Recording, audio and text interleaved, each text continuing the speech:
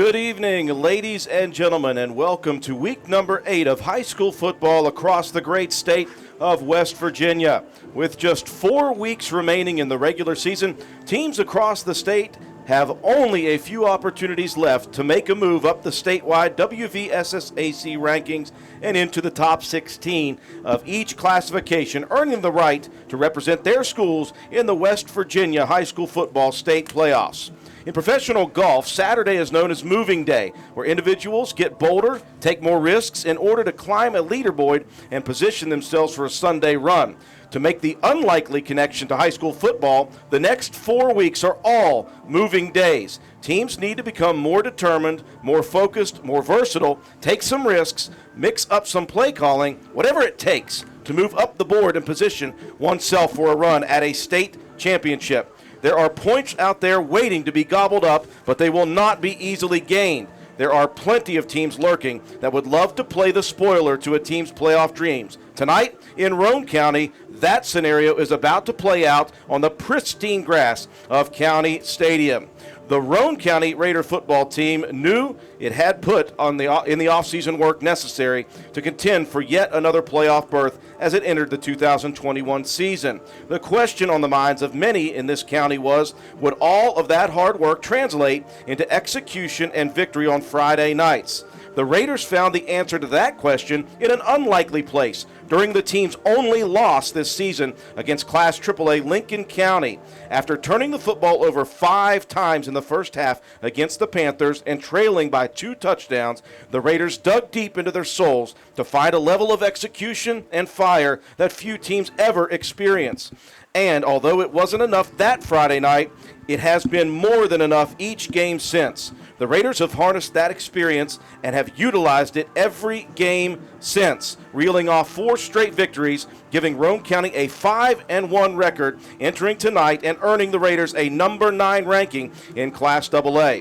However, lest the Raiders become complacent in achievements to this point, they have a much bigger goal, and to achieve the goal means to stay humble, stay hungry, stay motivated, and continue to execute in the 3 phases of football at the highest level. Tonight, as we celebrate the 67th Annual Black Walnut Festival in Spencer, West Virginia, as we welcome all former Raider football players back to the county stadium for an alumni night, and as we watch 15 new inductees enter the Roane County Sports Hall of Fame, it is obvious that there is a lot surrounding tonight's game that can provide motivation. But in reality, the only thing the Raiders needed tonight for motivation is the Braxton County Eagles. Last year, the Raiders traveled to Flatwoods without the proper respect in their minds for a Braxton County team with just 17 members. What they left with that night was a very good lesson in never underestimating your opponent. A 42-0 throttling at the hands of the Eagles, complete with some less than cordial verbal taunts directed at the demoralized Raiders, left Roane County once again looking inward to correct that pregame mentality. Rest assured, the 2021 Roane County Raiders learned that lesson well. They remember that loss well, and they are well aware of what happens if you don't bring your best every single night. Braxton County, once again, is low on quantity and once again high on quality. The Eagles would love nothing more than to knock the Raiders down a few notches. They would love to humble the Roane County Raiders again.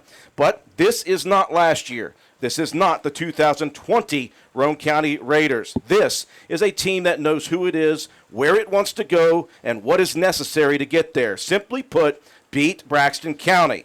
Roane County, it's time to kick the tires and light the bonfires. It's time for Raider football. Live from beautiful County Stadium on the campus of Roane County High School, Raider football is once again on the air. From Reedy to Walton, Newton to Spencer, and all points in between, we welcome you to WVRC 104.7 FM's coverage of your Roane County Raiders. Andrew Miller, Matt White, Joe Boots Blosser, and our camera person, Katie Nuther, ready to bring you guys the action here tonight.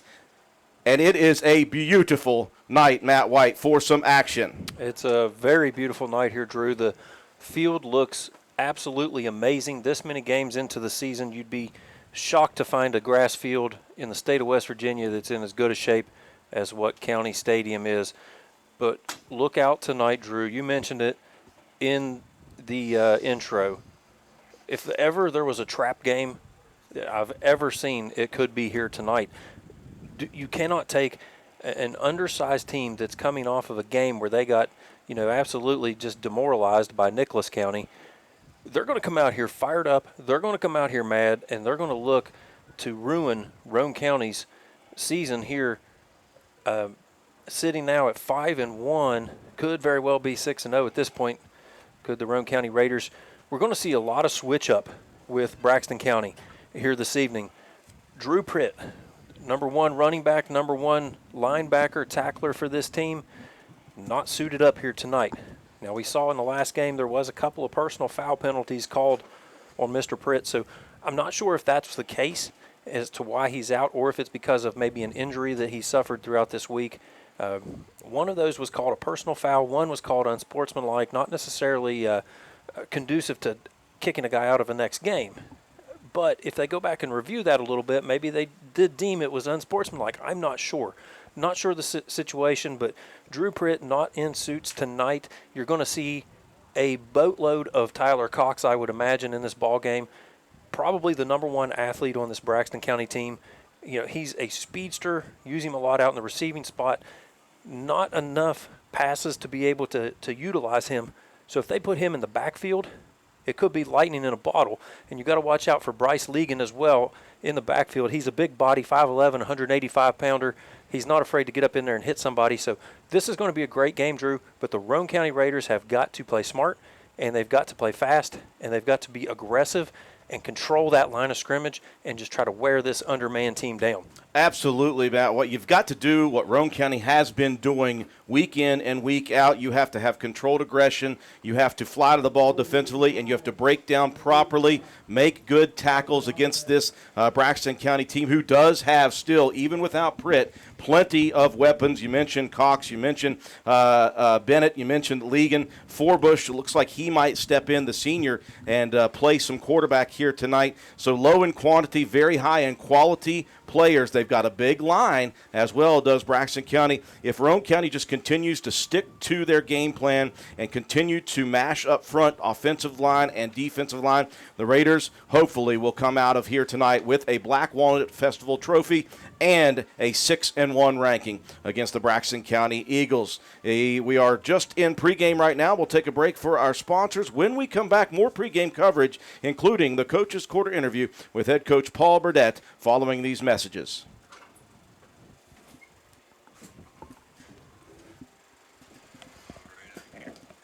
Okay, give me a second.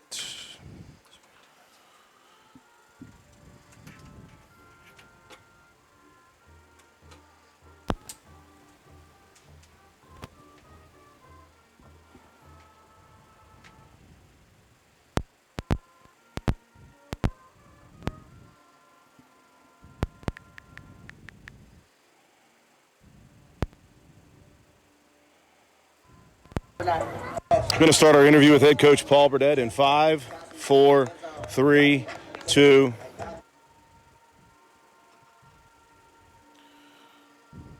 Okay, George, ready when you are.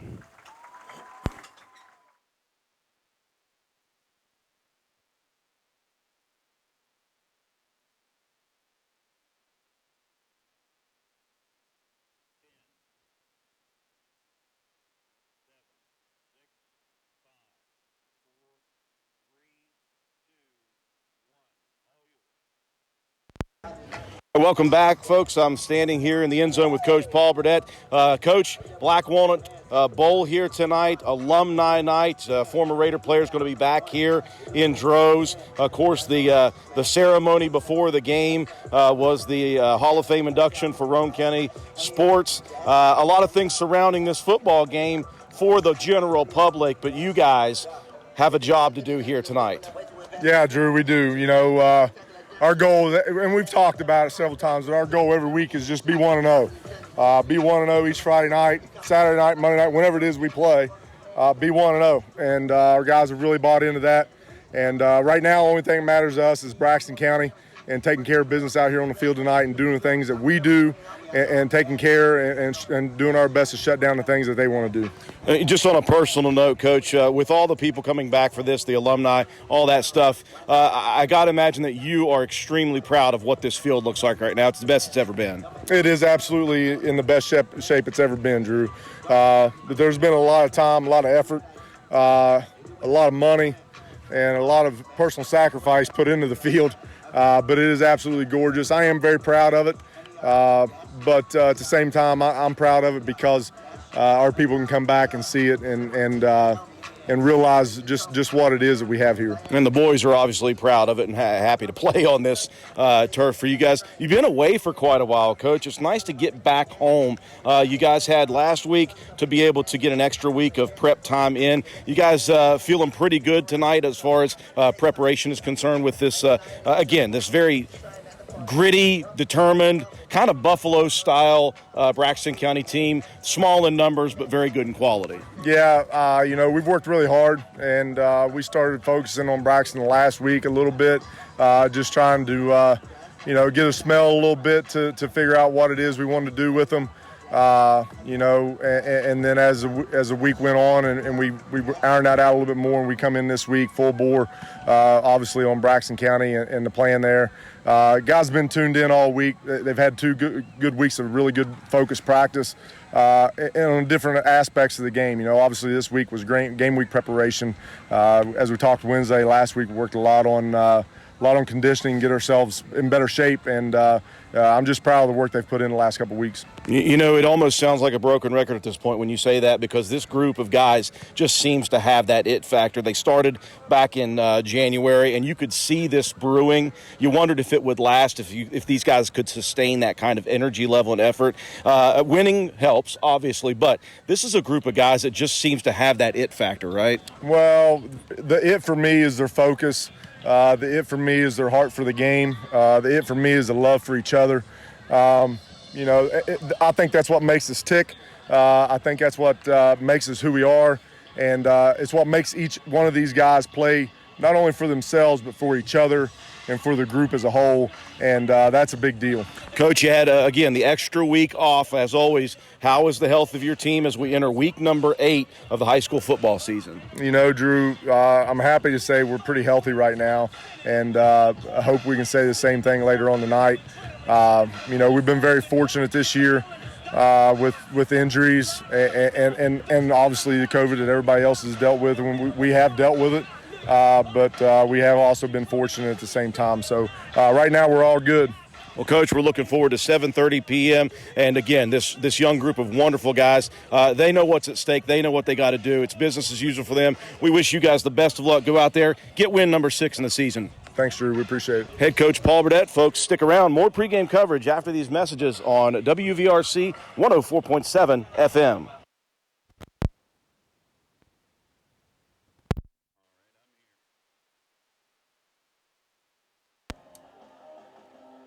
All righty, George.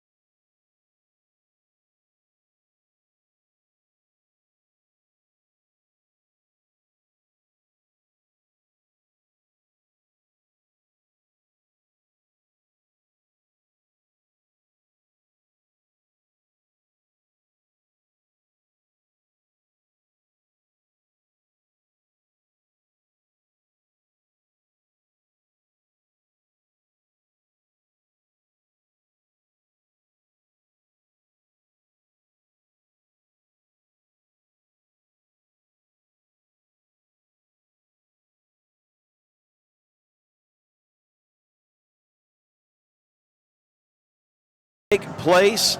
Roane County and Braxton County. We talked to Coach Paul Burdette Wednesday night, and we know that his young men on this Roane County team remember that 42-0 drubbing quite well last year. The Raiders obviously underestimating the talent of the Braxton County Eagles that game. That will not happen again, he says, and I think this Raider team is a much different mentality. Let's hope they bring that here tonight as the Raiders look to go to 6-1 on the season. While we've got some time here, let's take a look at the starting lineups for both teams, including right off the bat the offense that Matt White is putting together as we go for the Braxton County Eagles. Well, it's been an up and down season for these guys.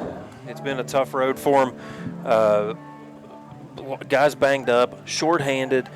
Guys have been playing in and out different positions, but as it stands right now, you're going to see a front line. The left tackle, Isaiah Mowery, he's a 5'11", 225-pound senior. The left guard, Adam Smith, a 5'9", 205-pound junior. David Martin is the center. He's 5'11", 245-pound, and he is a senior. The right guard, Justin Bishop, 5'11", 235-pound junior. And the right tackle, 6 foot, 260-pound junior, Jackson Short. Mowery, the left tackle, you're going to see him in the backfield some.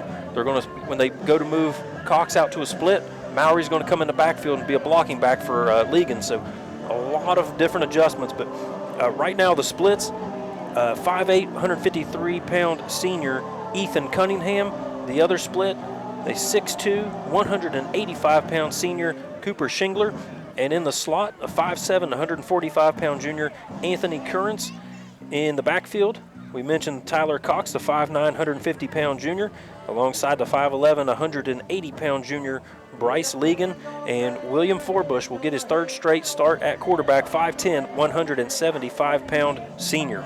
Other than that Lincoln County game that the Raider defense gave up 30, the Raiders have pitched 3 shutouts and have given up 10 total points. Otherwise, let's hope the Raiders bring their A-game defensively. Here are your front-line defensive players. Defensive end, Landon White at a 6 foot, 255 senior, and Christian Jarvis, the junior, 6 foot, 210 pounds. Nose guard is Jacob Bunner, the sophomore, 6 foot 1, 270 pounds. Your Viper tonight is Russell May, the senior, goes 5'7", 140. The Cobra is Shadrach Greathouse, the senior, is 5'9", 170 pounds. Your linebacking core outside backers, Briar Begler, 5'8", 160-pound junior, and Skylar Delk, 5'10", 145-pound junior. Colton Paxton, the man in the middle, the 6 foot, 185-pound junior. In the defensive backfield for the Raiders, corners Ethan Collins, 5'7", 140-pound senior, and Sean Conrad, a 5'9", 160-pound senior. Your safety is Lane Epling, a 5'10", 165-pound senior. We're going to see a lot of 4- and 5-man fronts from the Braxton County Eagles trying to stop that run-heavy offense of Roane County. It's going to be across the board. At one end, 5'9", 205-pound junior Adam Smith.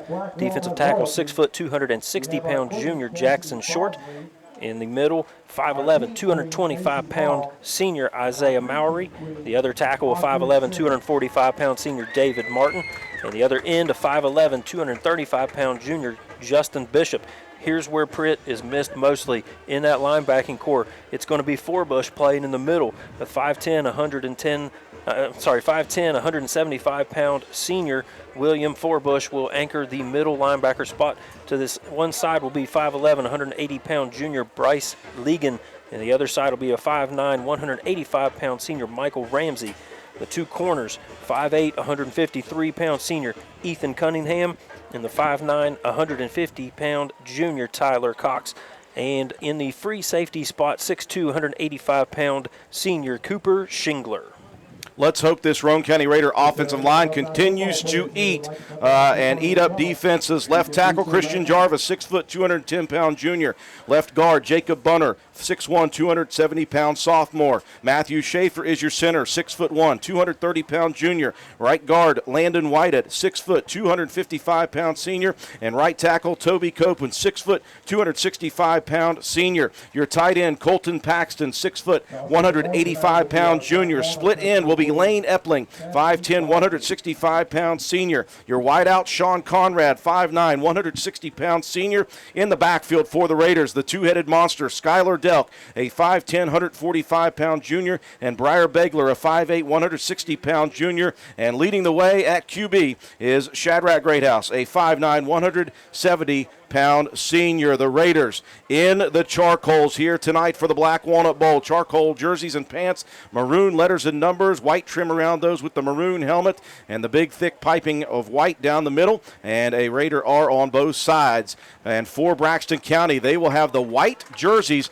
with green numbers, green letters, green pants trimmed out in gold, and the letters and numbers trimmed out in gold. The green helmets with the gold face masks for the Eagles. Roane County has won the toss. They want to go on offense. That's something that Coach Paul Burdette does consistently, Matt White. He likes to try to get the offense started and moving early. I think that's a good move here tonight, Drew. Against the undermanned team, you want to try to wear them down on defense. So hopefully if we can get a good drive going, a good solid maybe 10, 12 play drive and just run the ball and control the line with our front offensive line guys have been doing a great job this year. I think this is a very smart move. Try to wear the undermanned Braxton County team down. Boy, getting close to Halloween, the Raiders came out to the Halloween theme song. I tell you what, the Raiders right now are extremely motivated. And why wouldn't you be? You are 5-1 with a number 9 ranking in Class AA. You know what's ahead of you. You got to go 1-0 every single ball game, and this is one of those that you would consider maybe to be a possible trap game. You just look at if you just looked at the 1-5 record for Braxton, you wouldn't have any clue that this is a very scrappy team, much like Buffalo out of Class Single A. Yeah, you definitely don't want to overlook these guys. We talked about 1-5 record, coming off a really, just outgunned performance last week with Nicholas County. That was a tough road for these guys. Coming in shorthanded, your key guys out, but you're gonna, you know that this team is just going to keep scrapping, and you can't let them hang around in this game. You can't give them confidence. We've got to come out and really just assert ourselves early in this ball game and show that we are here to win this game for sure. For the Raiders, they will send Begler and Ethan Collins back deep to receive, standing at the 20. Isaiah Mowry, the kicker for the Braxton County Eagles, will sail left to right across your screen. Roane County will attack right to left here in quarter number 1. Roane County, Braxton County, a rematch from that 42-0 drubbing the Raiders took at the hands of this small unit of the Eagles. At least the Cougars are gone. Here we go. It's going to be a squib kick towards the sideline. That's going to roll all the way out of bounds on the Braxton County sideline, and that will be great field position for the Roane County Raider offense. Yeah, you see they're trying to get the ball back quickly, using their speed on the outside, trying to get to that one. Just rolled a little bit too far. Roane County with great field position here to start this ball game. Raiders going to look to try to establish that up front, the front 5 that have been so good this year of the offensive line. If they can get that established early, get that run game going, and the Raiders might go off to the races here tonight. But again, you've got to stay humble, stay hungry. It'll be marked on the far side hash 42-yard line for the Raider offense. Roane County breaks the huddle. They will send Lane Epling out to this near side formation. A double wing set as Shadrach Greathouse will go under center. Single back in the backfield. Snap back. Fullback dive up the middle. That is Delk pushing forward. Got a little help there from an offensive lineman. He'll push forward for 5, maybe 6 yards on first down.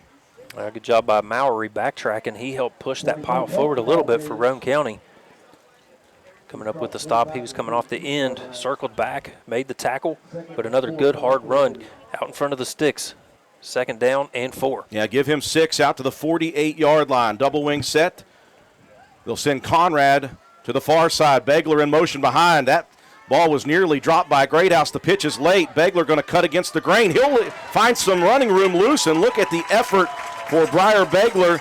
He is one of those young men that people are starting to take notice of, Matt White, because of that kind of quick cutting style, but also that power and that just angry running style that he and both Delk have. Yeah, two guys not the biggest in stature, but they run hard as anybody I've ever seen. Mallory had good position on the outside. Begler just made a nice cut. Raiders move the chains a minute into this opening drive into Braxton territory at the Eagle 42. Collins comes in motion to the near side. He'll come set. Here's the pitch near side. That's going to be Delk. And he's got a lot of running room. Great lead blocking up front. He's untouched until he is 7 yards downfield. And he will be dropped at the 35-yard line. Boy, a lot of lead blocking for Delk. Yeah, just a good job on the left side of the offensive line. I believe that was Copen. And Bunner able to seal the edge. Didn't allow the defensive end to make a play on that ball. And a good downfield block. No one there until about 7 yards down the field. Raiders establishing the front against that four-man defense, four-man front of the Eagles. 2nd down and 3. Yard line to reach is the 32. Here's Begler breaking a tackle. He's to the outside to the 30, to the 25, to the 20. He's got one man to beat. He will not at the 10-yard line, but a huge pickup by Briar Begler on 2nd and short. The Raiders are in the red zone, and they are at 1st and goal. Yeah, I really thought we would come out and see a lot more of a heavy set and try to pound it up the middle. We're going outside tosses, using the speed, really just trying to wear these guys down with foot races. Braxton County shifting some players in and out. They're trying to beef up that front line. 1st and goal, Roane County at the 8 of the Eagles. Raiders will go power I formation, what we call heavy to the left. Colton Paxton lead blocker. Delk behind him. Begler the 3rd man. It will be Begler, 3rd man through. Nowhere to go originally. He'll bounce it to the outside. Nice tackle defensively by an Eagle defender. Yeah, that was Ligon coming in and making that tackle. It was a good field vision there. Saw there wasn't a lot up the middle, bounced it outside, picked up what he could get. Raiders here in business inside the 10-yard line. Boy, 7 along the front line defensively for Braxton County. Heavy to the left after the no gainer. Here's the pitch to Begler. He has got lead blocking, and he is untouched into the corner of the end zone. He had 3-4 guys out there, the 2 lead blockers in the backfield and a couple of pulling guards, and that was an easy score for Begler. Yeah, he had Landon Whited pulling from the guard spot, sealing the end. He had Delk, Paxton paving the way. Roane County really moving on that opening possession. Raiders will go for 2. Coach Burdette went on offense, and it produced. Heavy package to the right. Begler right off tackle looking for open room, and he was mauled at about the 1-yard line by the white-jerseyed Braxton County Eagles. No good on the 2-point conversion, but Roane County strikes first. It took them just a couple of minutes and a half, and it's 6-0 Roane County after their first offensive possession. 30-second break. We will return.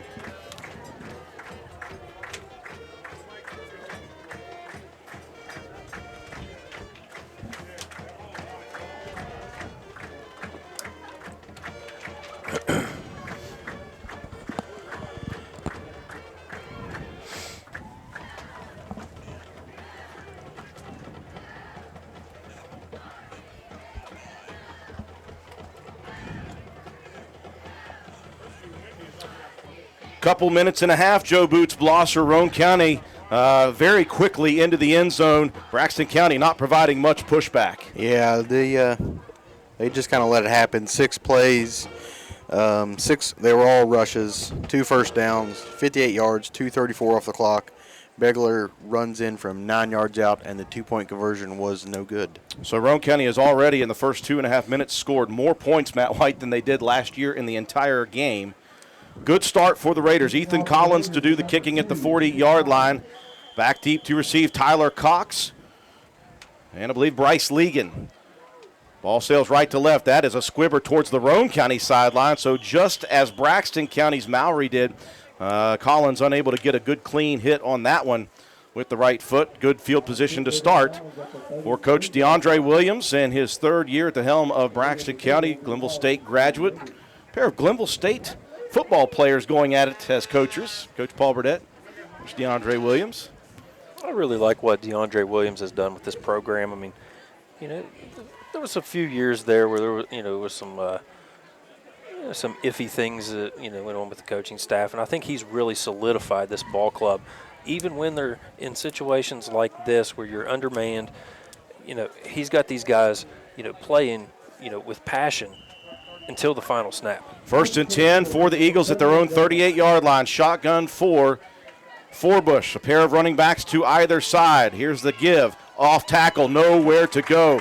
The front of Roane County just right in the way. We talked to Jacob Bunner before the game today, and I said, I think you might be able to eat here today if you really want to. This is an undersized center that he's going against. Yeah, it was Bunner as well as Whited in there, really clogging up the middle. It's going to be tough for Braxton County to get anything up the gut against these big fellas. No gain on the play, 2nd down and 10. Pair of receivers split to the far side. Forbush in the shotgun, flanked on both sides. Snap is back, looking to throw. Flushed out of the pocket. He won't get away from the long arm of the law. That's Jacob Bunner. Speaking of that young sophomore, and Bunner has the first sack of the game for the Roane County defense. Yeah, just relentless with the pursuit up the middle. Just drove his man backwards into the backfield. Nowhere for Forbush to go.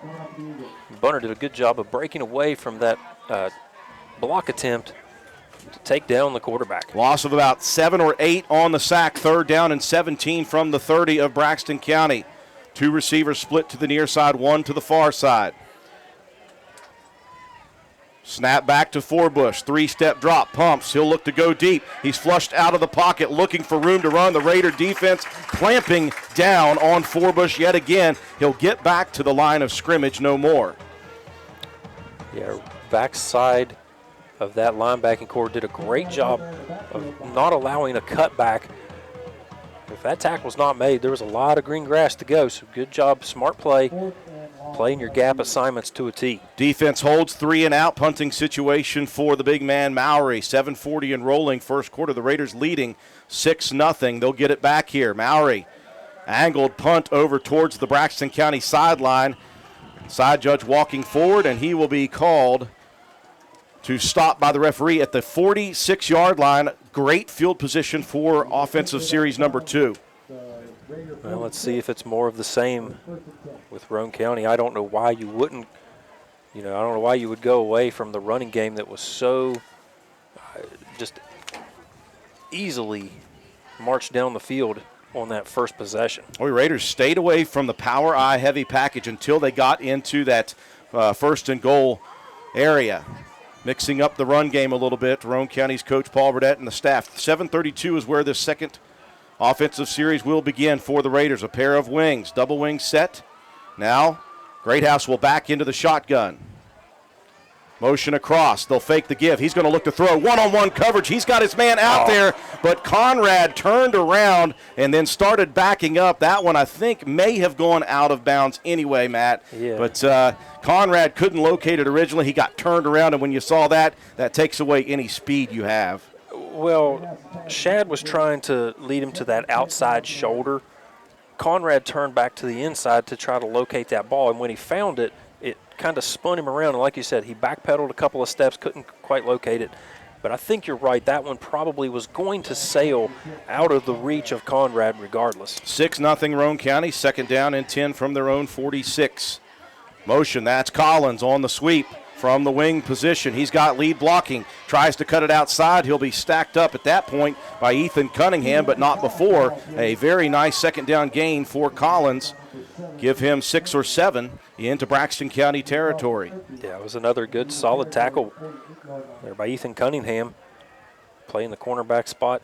But if Roane County's getting up into the secondary and you're relying on your back line guys to be making all of your tackles, that means your offensive line is doing a great job. Clock rolling under 7 minutes, second offensive series. A big 3rd down and short for the Raiders.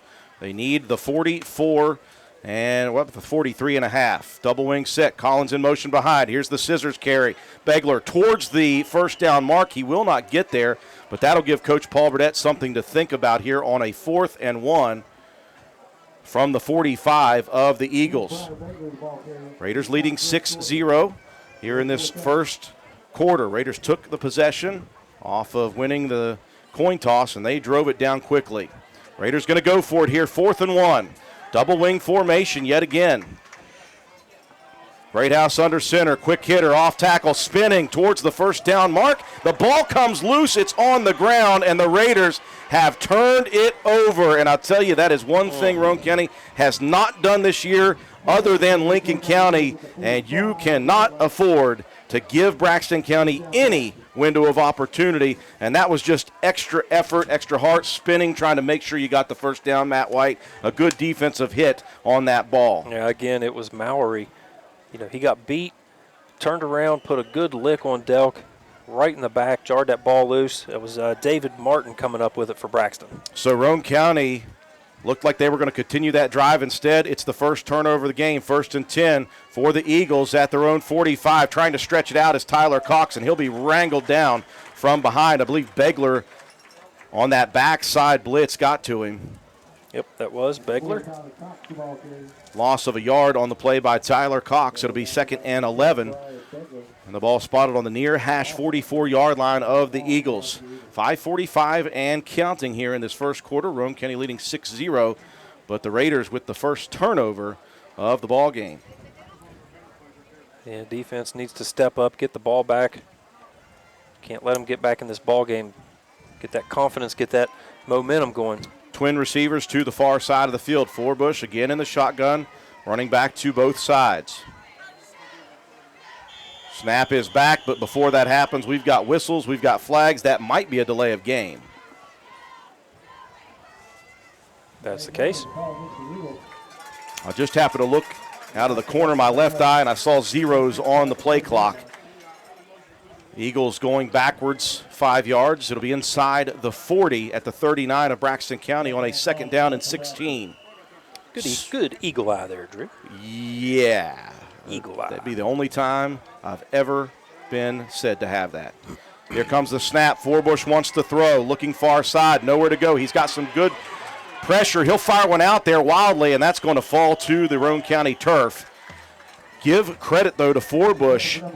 He got away from the really strong hand of Jacob Bunner, who was grabbing at his shoulder, and just was able to get one away. Bunner had him by the shoulder, the left shoulder jersey, trying to drag him down. Good strength there from Forbush just to get that pass away and save the big loss. The initial protection was good from the front line of the defense.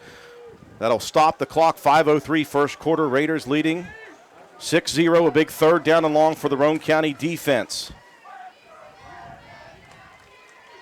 Snap is back. 5-step drop. Roane County brings pressure, and Forbush just had to get rid of that with the speedy Briar Begler grilling down on him, and he had to deliver it too early. Cox was not where he could get that catch. Yeah, Forbush is able to set his feet and deliver a good ball. Cox had some room to run, and we know that kid's got wheels, so good play there. Good timely blitz call. Begler able to disrupt that pass attempt. So the Roane County turnover does not cause any damage. Raiders will get it back. Begler standing at his own 25. The big man, Mowry, at the 30 of Braxton. Clean snap. Mowry unloads this one high into the night sky. Staying away from Begler, it lands at the 30, takes a backwards bounce and then a forwards bounce, and it will be right at the 30-yard line. This will be the longest field Roane County has. There is a flag down, Matt White, on the near side here. Not sure, didn't see that one. They're pointing towards Roane County. Maybe like a hold on the gunner on the outside, maybe? I'm not sure. Officials speaking with the head referee will get the call. Matt White, you are correct. That's going to be a holding on Roane County, so back it up after the play. So the Roane County Raiders now, for the first time, will start inside their own 40-yard line, and it's going to be significantly further. If they go from the spot, we're going to be down to about the 20-yard line. 3rd offensive possession for Roane County. The second one ended in a 4th down play that was a turnover, after Roane County's Skylar Delk was fighting for extra yardage to make sure he got the first. 4:50 remaining, first quarter action. Raider offense back on the field leading 6-0. Far side hash 20-yard line is where the ball will be spotted. Raiders will go Under center with back split in the backfield and a wing to the near side. Quick hitter up the middle and bouncing it outside is Delk at the 30. He's got room to run. One guy to beat. Could not get away from the very, very speedy Cooper Shingler. But Delk just exploded through that very large hole created by the big men up front for the Raider offense. He could have fit a deuce and a half through that hole. Boots likes that one. Big pickup for Roane County's Skylar Delk, a gain of probably 19. We'll give him 19 on the carry out to the 39. 6-0 Roane County, 4:30 and rolling first quarter action. Receiver to both sides of the formation. Back split in the backfield. Give Begler. Bouncing it outside. One tackle broken, and he is off to the races at midfield. One man to beat is Shingler. Cuts it back against the grain. Takes a shot. Still fights for more yardage at the 20-yard line. Begler pushing, pulling, diving down the field inside the 20 to the 15, and he will be marked down at the 13-yard line. What a carry, Briar Begler. Just juking and jiving, shucking off the tacklers. What a great hard run. That, my friend, is weight room. A gain of nearly 50 yards for Briar Begler inside the 15 down to the 14. The young man is getting some a little bit of love from the state of West Virginia right now. People starting to recognize the way he runs and the way Delk runs both. And he showed it right there. Raiders inside the red zone at the Braxton 14. Leading 6-0.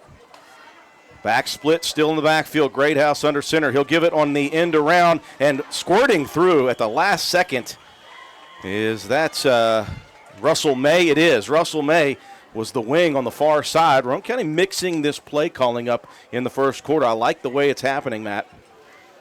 I like it, but I didn't expect it. Yes. I really thought we would see a majority of heavy and just try to ground and pound, but we've seen a lot of sweeps and tosses going to the outside. And like you said, I think they're just trying to turn this one into a track meet. Well, Braxton's bringing 7 up front. Roane County going to look to throw. Actually, Greathouse, he's got the option. He'll launch it into the corner of the end zone. Did he make the catch? Holy cow, he did! Sean Conrad diving and got 2 hands just underneath the grass and pulled that ball away from the grass into his mitts, and that is a touchdown pass from Shadrach Greathouse. Greathouse had options there. He had Colton Paxton leaking out into the flat, chose to go over the top to Conrad, left it a little bit short. Conrad making the spectacular play. Roane County leading 12-0, going for 2 again. And I like the way Coach Burdette and the staff say, hey, you're going to line 7 up in the box. We're going to throw. Here's the delay pass wide open in the end zone is Colton Paxton. Greathouse lobs it over Cox's head and right into the midst of big number 32. Raiders strike again. 3:13 left in the first, 14-0. Roane County, you're listening to Roane County High School Raider football on 104.7 FM.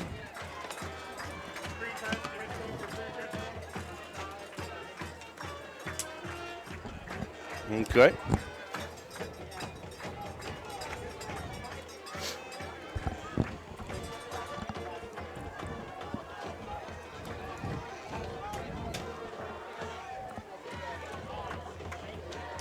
A very nice and sustained drive for the Raiders. A couple of big plays. Briar Begler ripping off a 50-yard run, and then a nice play on the catch from Sean Conrad, followed by the old delay pass. Boots Blosser, Roane County strikes again, 14-0.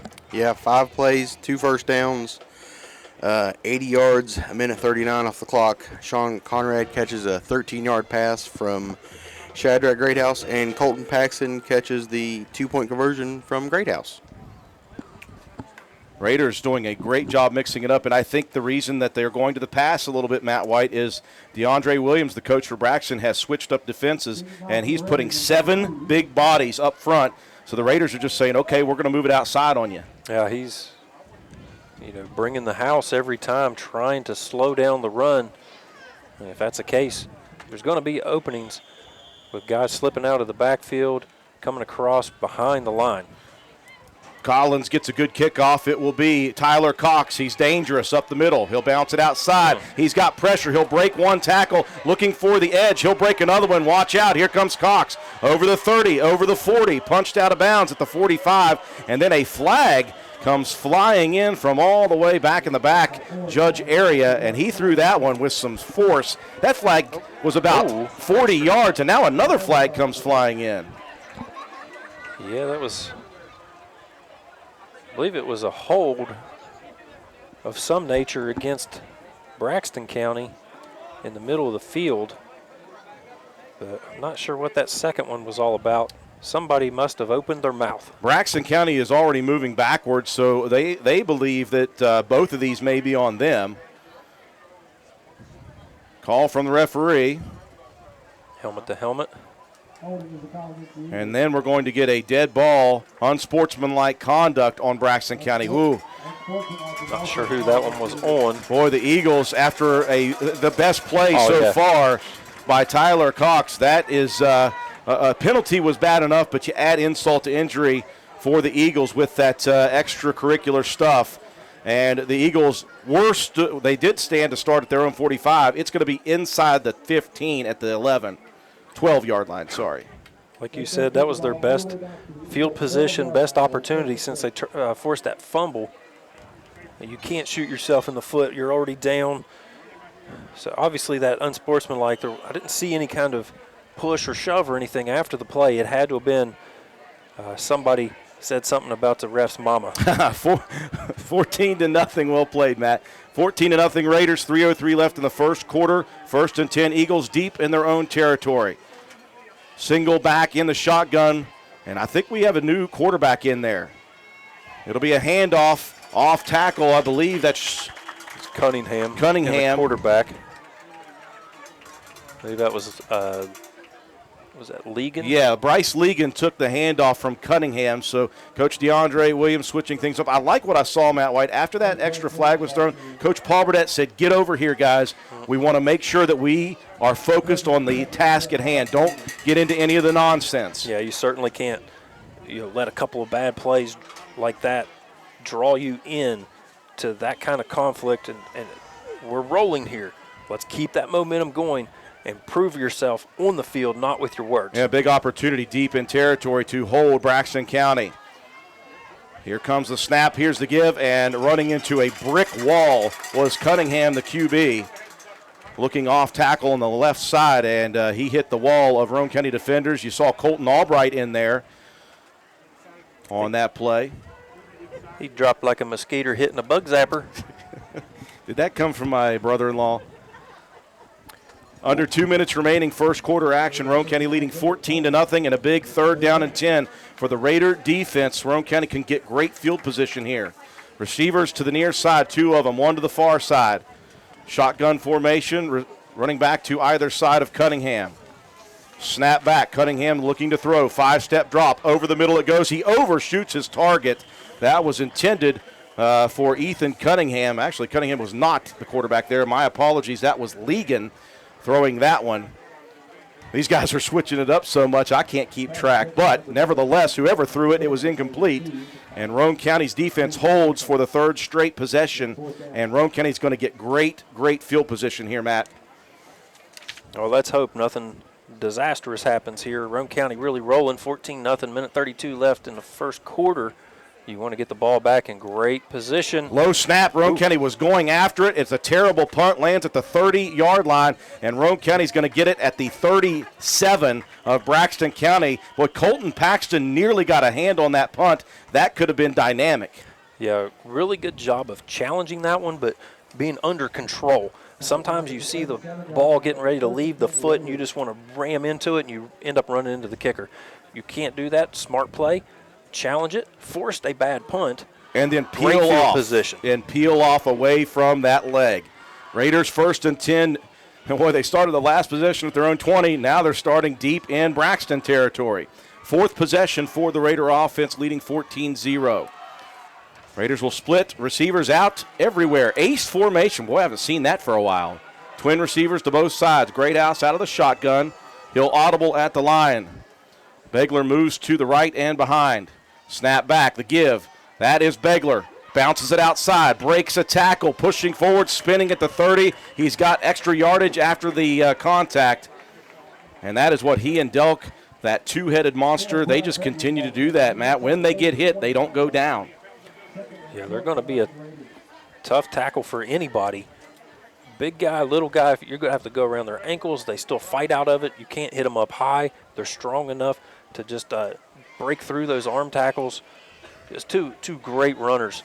Give Beggs 8 on the carry, 2nd and 2. 3 receivers to the near side, 1 to the far side. Begler stands to the right of Greathouse. Snap back, he'll fake the give. Chad's going to keep it, and nobody followed Chad. He is down into the secondary quickly, and he is down, tripped up at the 11-yard line. No one gave Shadrack the respect he deserved on that play.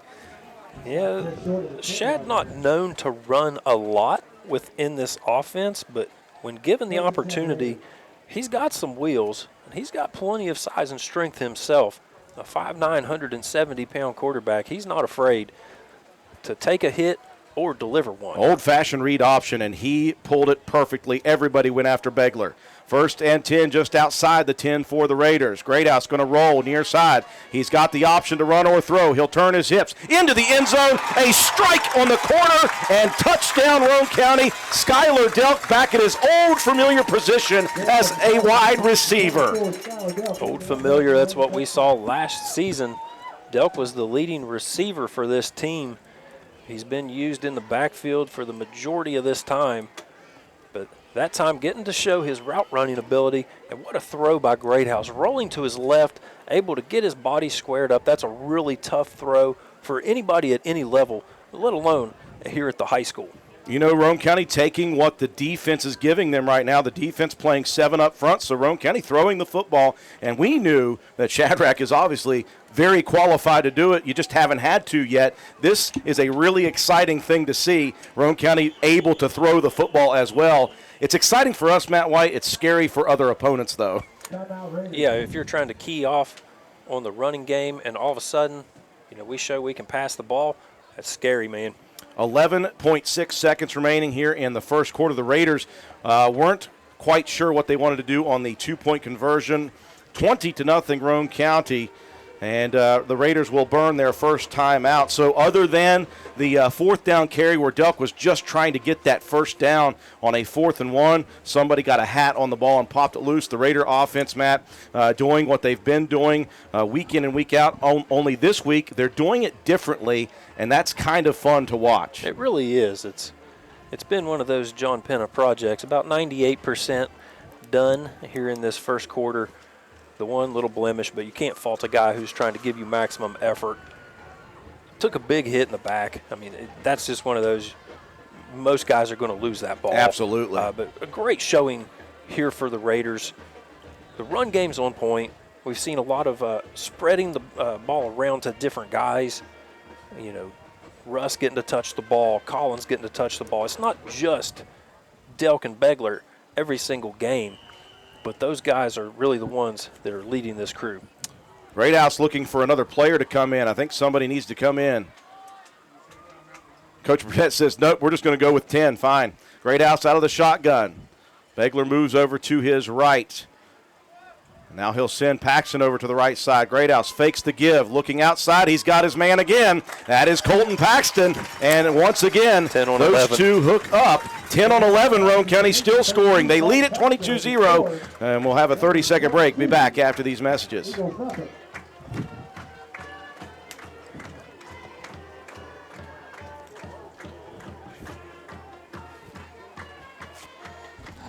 That's very, very nice. Honey Badger don't care. 10 on 11, we're cool. Yeah.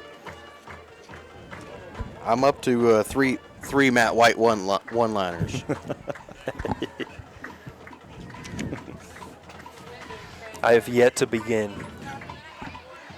Those of you out in Facebook Live land, you are being treated right now to a first quarter by the Raider offense and the Raider defense. They've held Braxton defensively 3 and out 3 times. The Raider offense all but 1 possession, 4 of them, and they scored 3 times. Most recently, Boots Blosser, they scored from inside Braxton's territory. Another quick strike, 4 plays, 2 passes, 2 runs, 1 first down, 37 yards, a minute 13 off the clock. Delk catches a bullet from Greathouse on an 11-yard touchdown pass, and Paxton takes the 2-point conversion from Greathouse. High, shallow kick taken by Cox. He'll look to go straight up the middle. He'll get what he can get, about 10 yards on the return for Tyler Cox out to the 35. And that is where Braxton County will begin their fourth possession. They have gone 3 and out, 3 straight possessions. They'll have probably one play here in the first quarter with 6 seconds left. Raider defense, they have continued to do what they've done in weeks prior. They don't fly to the ball uncontrollably. They come in, controlled aggression, and they make solid tackles. That has not always been the case for this Roane County program. That's why Braxton County was able to blank us last year. Our tackling was terrible this week. This season, it's been crisp. We'll see which quarterback is in there this time. It doesn't matter. The handoff is gobbled up by the big man in the middle. Nose guard Jacob Bunner with a nice play to finish off the first quarter. Roane County leads big after one, 22-0. You're listening to Roane County High School Raider football on WVRC 104.7 FM.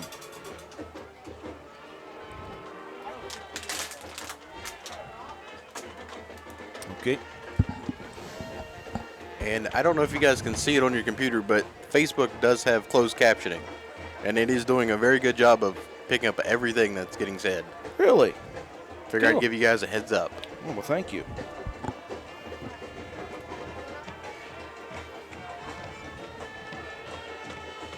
So anybody out there in Facebook Live land, if you want to turn on closed captioning, I guess you can do that. I think it's automatic. Oh, is it? Yeah, it was on my feed, and I didn't mean to turn it on, so I don't know if it's an option to turn it off. I don't know. It's done that when I've watched the Braxton Live games, Okay. too. They have the closed captioning on it. I think it is automatic. Glad everybody out there has a chance to listen to us and watch us here.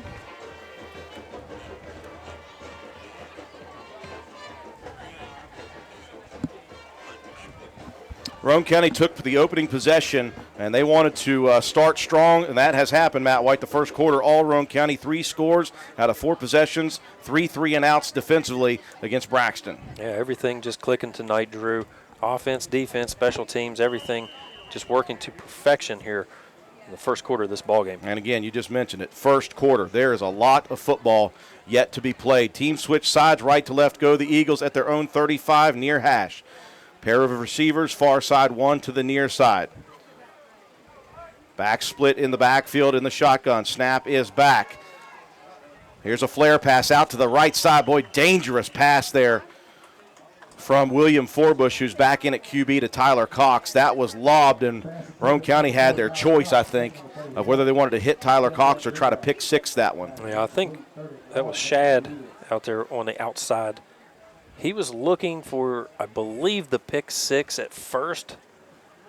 Realized he wasn't quite going to get there in time. Did the smart thing, hitting Cox around the ankles. Don't let him catch that ball. Get started. If you don't make the pick six, you leave the speediest guy on Braxton's team with nobody in front of him. You're going to get burnt worse than a jalapeno at the La Finca. Oh, my gosh. What are you doing? Third down, throwing situation. Forbush launches it high into the night sky, and that is in and out of the hands. Great defensive play by Ethan Collins. That was as good as a catch by Cooper Shingler. And as he was fumbling that around and turned, Collins got a hand in and knocked it loose. Big defensive play by Ethan. Yeah, Shingler had that one. It looked like he was going to be able to pull it in. Great hands by Collins. Knocking that ball away. Raiders hold yet again. 4 straight 3-and-outs for the defense. 22-0. Roane County with the lead early second quarter. Begler standing inside his 30. Snap back to Mowry. Roane County bringing pressure. Mowry barely gets it away. It's a very shallow punt. Takes a good Braxton County bounce past the mid-field stripe and inside the 40, or inside the 50 to the 46-yard line. There's a flag that came in early. I don't know if Roane County was offsides or not. I believe so. Usually when it comes from that side judge, probably going to be encroachment by the defense. Yeah, they are pointing at Roane County's side. Oh, never mind. Oh, okay. Somebody was moving. Somebody flinched. Roane County will decline the penalty, and that's a good decision, I think, for Roane County. They've got half the field with which to work now. They did bring pressure again. Colton Paxton, again, peeled off, just put the pursuit on. Mowry was lucky to get that one away, but it was a very short punt. 1st and 10 Raiders, left to right they will go to start their 5th offensive possession of the game, leading 22-0. 0. 11:39 remaining first half action. Lane Epling split to the far side by himself, a double wing formation. Greathouse crouches under center, quick hitter up the middle, that is Delk, and look at him go, pushing forward across midfield, yards after contact for both of these running backs has been a thing this year. Yeah, weight room. Says it all. Both these guys strong, keep your feet moving. With the ball rolling, ahead of the chains again. Roane County with a second and a short 4. I'll call it a 7-yard pickup. We'll go second down, and I'll go a long 3. How about that? Just inside Braxton territory at the 48-yard line. Just past the 45 is where he needs to get. Double wing again. May in motion around the side. Here's the scissors play, misdirection. There's Begler loose again at the 40. Cuts off a defender and leaves him in the dust at the 35, and then shoved down at the 30-yard line is Briar Begler. He is picking up massive chunks of this beautiful field. Yeah, just absolutely put Cody Stout on roller skates down the field. Big juke move. Another huge gain for Roane County. This offense is really just clicking here this evening, Drew. When Stout, a 5'3", 100-pound defensive back, he did not stand a chance, whatever Begler wanted to do there. 1st and 10 after the big carry, just inside the 30 of the Eagles. Roane County wants more, and everybody moving. Yep. The Raiders were not in sync on that one. Coach Burdette's hands on knees. Yeah, they were in sync. Everybody moved except the ball. 10:31 remaining in the first half. Roane County leading 22-0, but they'll go backwards here on first down. Bring up first and 15 at the 35-yard line of the Eagles. Clock will roll. Double wing formation. Delk by himself in the Raider backfield. Motion across is Begler. He'll set.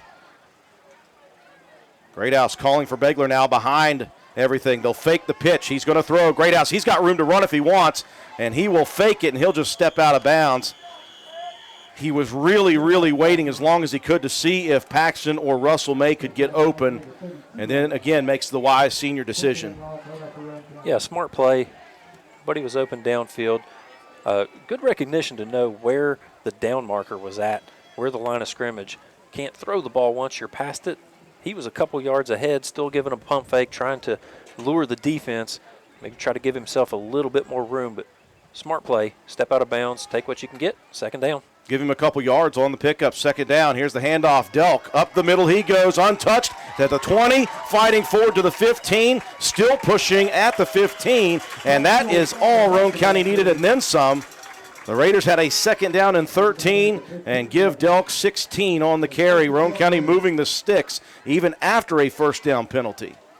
Oh, this offensive line is just moving Braxton County like a Department of Highway snowplow. What is going on tonight? Under 10 remaining. Greathouse going to roll out. He'll quick hit it out to Begler. Begler in the flat there, and he'll pick up 5. Nice pickup on the pass and catch. I'm telling you, this is the most balanced and most open this playbook has been for quite some time, maybe the whole year. Well, definitely the whole year. We tried a little bit of, wrinkles early in the season against like St. Mary's. Realized it wasn't working. Went to the heavy, all run, all the time. Here in this ball game, though, getting some opportunities to show the versatility of this offense. 5 on the play. Trip receivers near side. Greathouse will roll to the near side. Well, he can run if he wants. He wants to throw another touchdown, though, and he is mixing it up to everybody.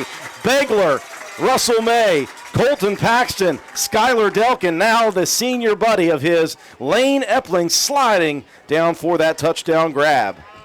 Again, just another great play call, mixing it up.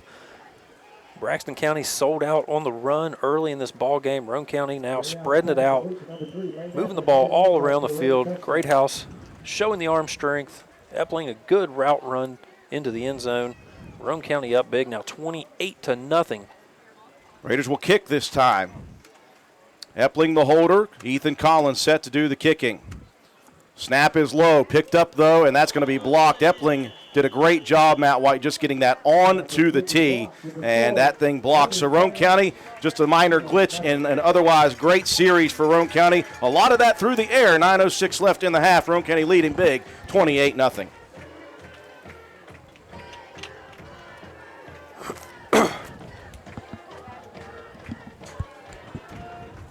That is 5 one-liners. What is going on? We can't. It's like Dan Powell is in your ear right now. We can't tell you. Okay.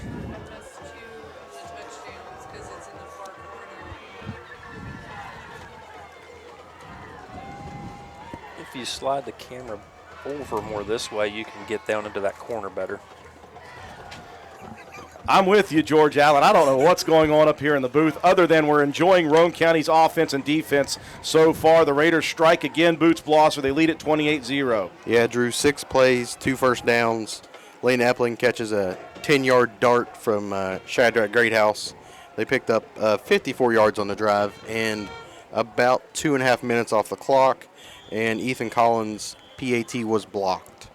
And again, Matt White, when other teams, let's hope Roane County continues this and wins this game, when other teams watch film of this, they're going to say, uh-oh, I thought they were only a running team.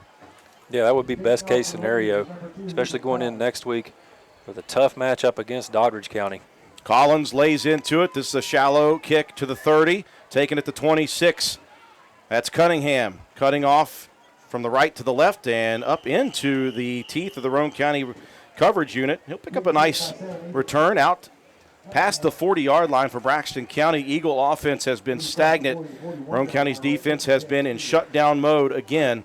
Again, Roane County's defense came in pitching 3 shutouts. They allowed 3 against Buffalo and just 7 against Ripley. Oh, this defense really has just been dominant this year, Drew. Shutting down the run, shutting down the pass. It's just been, short of that Lincoln County game where you gave up a few long ones, our defense has been nearly perfect. Back in at QB, Bryce Legan. Cox comes across in motion, the handoff up the middle, boy, and he is stopped quickly. I said it was Legan. In fact, it was Cunningham at QB. Legan took the handoff. This is confusing, I'm telling you. It's tough enough when there's 2 quarterback system going. Right now, Coach DeAndre Williams is going through 3 or 4. There you go. And the starter from the beginning of the season, Bennett, he's been out the last couple of weeks. That's why Forbush has stepped in. And we're seeing Cunningham. We're seeing Legan. I wouldn't be surprised if they put Cox back there pretty soon. Ace formation, twin receivers both sides. It will be Cunningham at QB, and we've got whistles.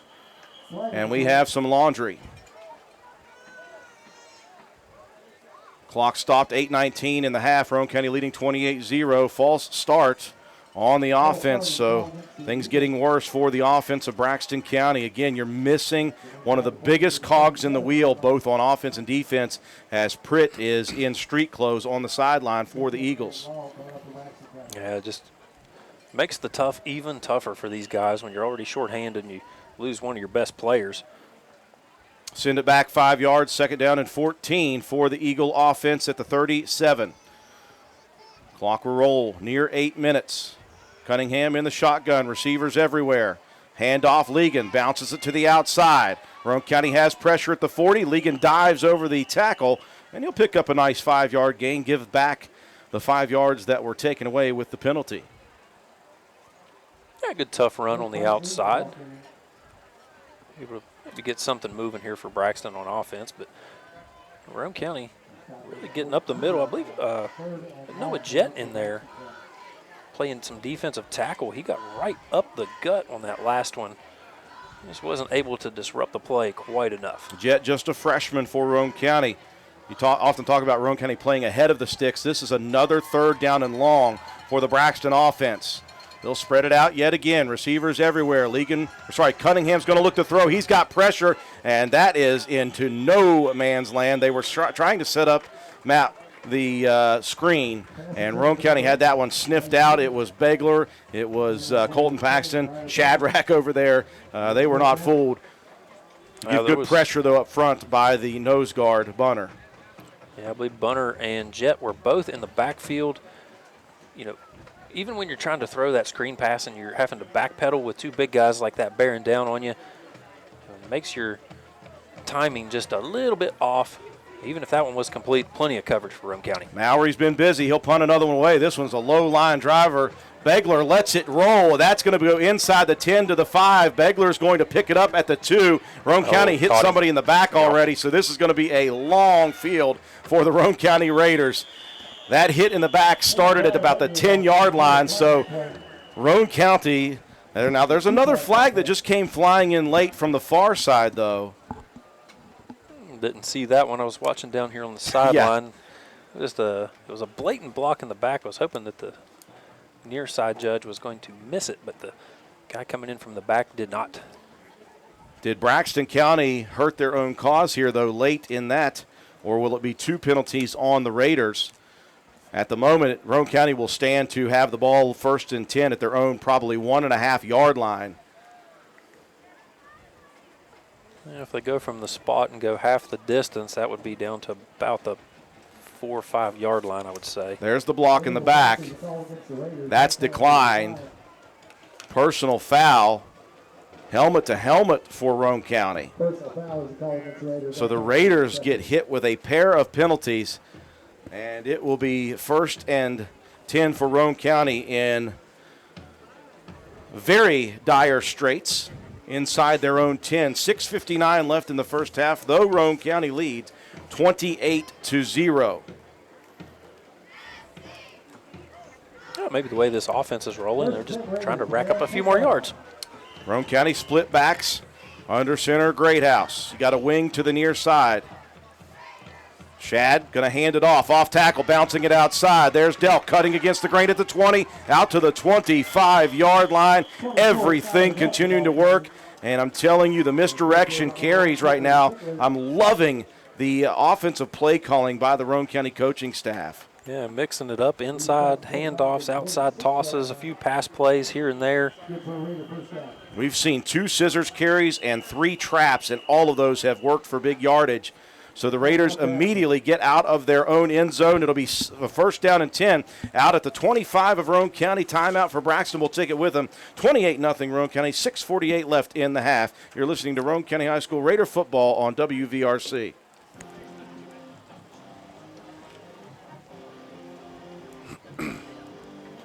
$30, sir, unless you took a 60. Sweet.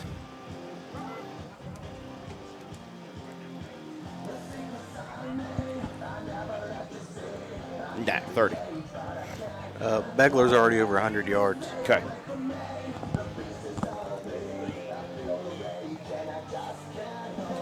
Roane County leading Braxton County here in the first half, 28-0. A big carry for Skylar Delk to get Roane County some breathing room. Lost in the mix, we've talked about Shadrach Greathouse throwing the ball for a couple of touchdowns here in the first half. Boots Blosser, a running back already over 100. Yeah, it was actually Briar Begler. He actually did it in the first quarter. I just kind of wasn't expecting it, so I just kind of let it slide. But he's up to 122 yards and a touchdown on 19 carries. 1st and 10 Raiders at their own 25, moving left to right across your screen. Raiders will stick with the double wing. They'll send Begler in motion across. Here's the scissors handoff. That's going to be Collins. It didn't look like Collins had that in his mitts, and he was slow to react and get upfield, and that will cause a no-gain situation on the 1st down carry. It was an odd-looking run. It just looked a little jumbled from the start. Good job by Collins. He had a couple of big guys. It was Jackson Short and I believe the freshman Connor Facemeyer trying to rip at that ball. Good job. Hang on to it. Yeah, live to fight another down. 2nd down and 10. Roane County leading 28-0. Conrad splits to the near side. Greathouse out of the shotgun with double wings. Here comes the option pitch up front. That's Begler. Here he goes. He's loose again to the 40. That's going to be considered a pass play. The old shuffle pass forward to the wing on the far side coming across, and that was Begler for a big pass and catch. Yeah, great run down the field, good blocking. Smart decision there by Greathouse. He had the pitch option on the outside as well. Chose to shovel pass under the middle. And the strength, again, of Begler. he had Cunningham on his back for about 7 yards before he was able to drag Begler down. A 29-yard pass and catch from Greathouse to Begler. Roane County out near midfield. This drive started at the Roane County 10. Here's a quick hitter up the middle. That's Delk, untouched, 5 yards down the field. He'll push forward for 11 more. Actually, that looks like the far sideline official is going to call his knee down right at the 42-yard line. That is the yard to reach, or the 41, I should say. Yep, they'll call him down at the 42, so about a half a yard shy of the first. 5:05 and rolling. I was going to say, Matt, it'd be nice to have a nice sustained drive here of about 7 minutes. Finished off with a touchdown. Right now, Roane County 2.5 in. Raiders leading 28-0, looking for more before halftime.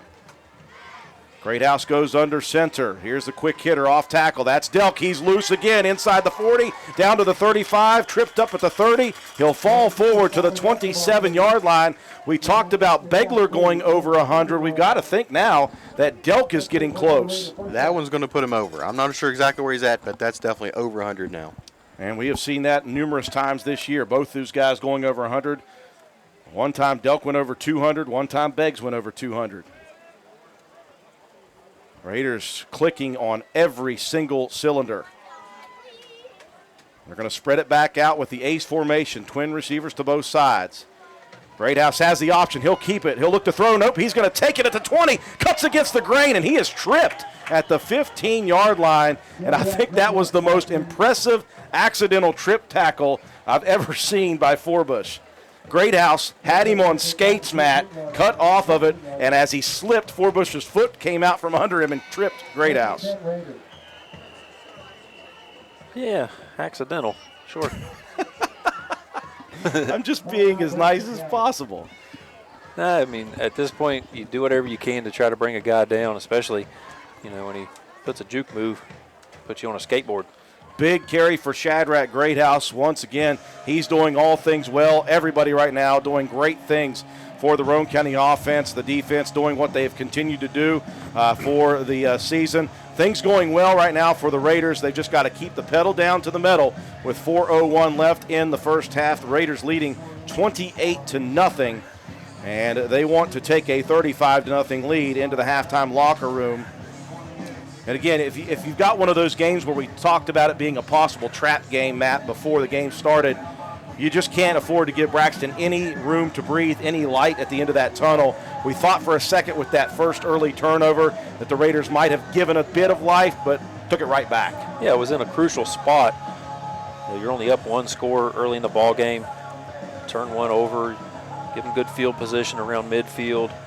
But the defense just closes the door nearly every time this season, just putting a lot of tough spots, but the offense put itself in a tough spot early, really rolling here in this drive. Out of the timeout, Raiders in the midst of a 3.5-minute drive. Trip receivers to the far, one to the near. That's Epling. He pulls back on a 5-yard out, dives towards the end zone, and they'll say knee down at the half-yard line. Great effort, though, by Epling.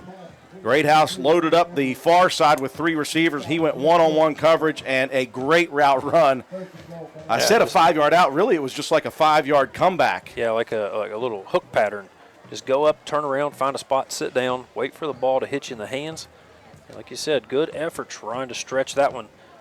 Raiders have a half a yard to go, and that is easy. Delk in on the half-yard carry. The second time we've seen heavy. First time we saw it was late in the first drive. Raiders are opening up the playbook, and it is working. 34-0.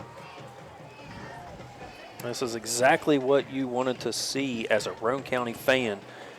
As this team come out and just exert its dominance over the undermanned, undersized, and just kind of down and out right now Braxton County team. It's tough for those guys to come out here and really put it out every single play. Raiders going for 2. Greathouse. He'll look far side all the way back. It goes to Russell May. I don't even think Greathouse looked.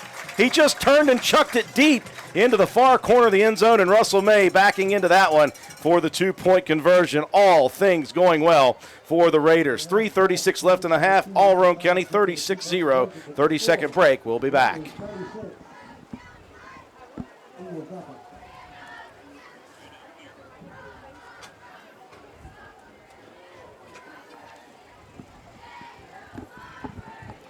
See if we got any good scores going on, y'all. Are you feeling another one-liner, Matt? I don't know. I think I'm gonna see if I can't deploy one here. I can't wait to find out why this is happening. I'm sure. Why not? Yes. Sure.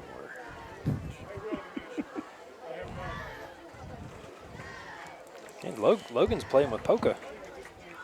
3:36 remaining in the first half. It is all Roane County. No fear of the opponent, but again, they knew to respect Braxton County and come with it. Roane County has come with it here in the first half, Boots. Yeah, an impressive 7-play drive, 5 first downs, 90 yards, 3 minutes, 24 seconds off the clock.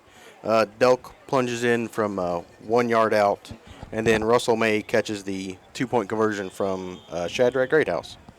Collins set to kick off. This is high and shallow. Coming up the field, it is Cunningham at the 30. He'll take it far side, cuts it off against the grain, out to midfield. Good return for Ethan Cunningham, the senior. He will put Braxton County inside of Roane County territory to begin the drive with 3:30 left. There's Hanley Mounts in there again. That's his third special teams tackle of the ball game. Mounts has done a great job this season. His first with the Roane County Raiders, he had to be put into a big situation right off the bat against St. Mary's. With Roane County having a couple guys out, he did a great job, played a great game a couple of games later. And he's been called upon at numerous times defensively, and he's done a great job this year. 1st and 10 inside the Raiders, territory at the 48. Misdirection carry, and Tyler Cox, he will fight forward. He squirreled out of that original tackle at the line of scrimmage, and he'll push out down to the 45, give him 3 on the first down run. Clock rolling, 3:10 and counting here as we wind down the first half. All Roane County 36-0. Eagles will split a pair of receivers out to this near side, one to the far side. Snap back. Here comes an option play. Outside is Legan looking for room to run. Boy, someone came up like a missile. That was Conrad to help out with the tackle on Legan by Paxton. Like a cruise missile coming in there. Yeah, it really was a nicely designed play by Braxton County. Shadrach nearly made a stop around the line of scrimmage, just couldn't quite get a hand out there to trip up Legan. Another good run for that young man. Give him a yard on the carry, 3rd down and 6, just inside the Roane County 45 at the 44, 2:10 and rolling. Forbush back in at QB with a pair of running backs beside him. Here's the pitch pass. Cox, he's got options. He's looking for room to run. The Raiders are shutting him down, though. He'll cut it back against the grain. He's looking for room to run. He's got some room now. Roane County better hurry. Over the 40, there's a flag that comes in the backfield. That's probably going to be a crackback block on the Braxton County offense. You just feel bad for him because they saw Cox cutting back against the grain, and one of those young men was trying his best to get there quickly. And he got there late, and the crackback block is probably going to be the call here. Take away the great effort there of Tyler Cox. That was impressive. That young man, since his freshman year, has been a very talented runner. I'm not sure. I think that might have been either Cunningham or Shingler that came back. I got to say, that was kind of a weak call on a crackback because it looked more like you're setting a screen in basketball. Oh, that's a good call. Honestly, the homestands don't like it, but I'm with you, Matt. As a football purist, I like the fact that they picked that up. Now it does negate a huge. It was a big run down the field for Cox. Like I said, he is really a lethal weapon on this team. You know, if they're smart, they would try to get him the ball as many times as possible. But yeah, I agree with that Boots? No call. Boots first down for Braxton? Yes. Okay. And it actually puts them into positive yardage now. 140 and rolling here as we wind down the first half. Raider defense going to try to hold Braxton out of the end zone. Legan breaking free into the secondary. He'll pick up 9, almost 10 on the carry. The Raiders for the first time defensively being tested by the offense of Braxton County. Eagles have but one timeout, though, available to them. So the Raiders just need to stop behind the sticks here. Braxton hurrying up. Forbush, the QB. And a timeout by the officials. It was Paxton having some wardrobe malfunctions. Quickly. Snap is back. Forbush hands it off. I think somebody in the backfield was moving. It didn't matter. The pressure up front by Roane County's two bigs, Landon Whited and Jacob Bunner. Whited was the one that got Cox. No gain on the play. In fact, it was about a half a yard loss. They're going to back it up 5 yards. Yeah, illegal shift. You could see someone wasn't set in the backfield, Matt, one of those two running backs. Yeah, trying to go quickly, trying to punch ahead and get that first down was Braxton County. Yeah, it just went a little bit too quick. Makes it 2nd and 6 at the Roane County 25. Under a minute left, 40 seconds and counting. Forbush flanked on both sides by a running back. He'll look to throw near side. Now he'll split to the far side. Dumps it out there. Legan with the catch. Legan fighting for extra yardage, and he will be dropped right at the line of scrimmage. That was a lot for a little. A whole lot of juking and jiving. A lot of time. No gain on the play. Time running down. 21 seconds now left in the half. And that is the final timeout of the half for Braxton County. Roane County going to try to hold them out with 21 seconds left, leading 36-0. 60-second timeout. We'll be back.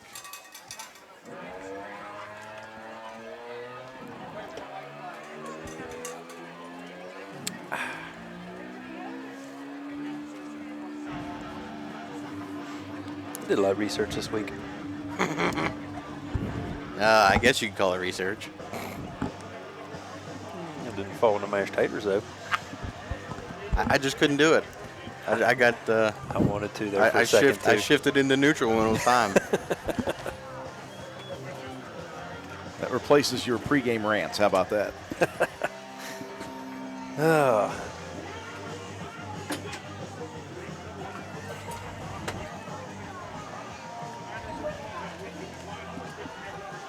You little smacker, did you?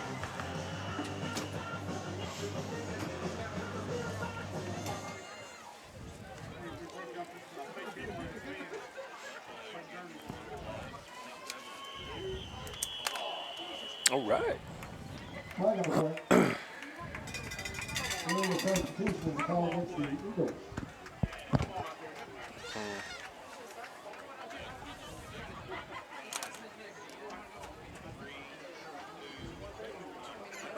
We welcome you back to County Stadium. 21 seconds left in the half. Braxton County came back early from the timeouts and immediately got whistled for a penalty. Back them up. 3rd down and 10 now at the Roane County 30. Raider defense trying to hold Braxton out of the end zone here late.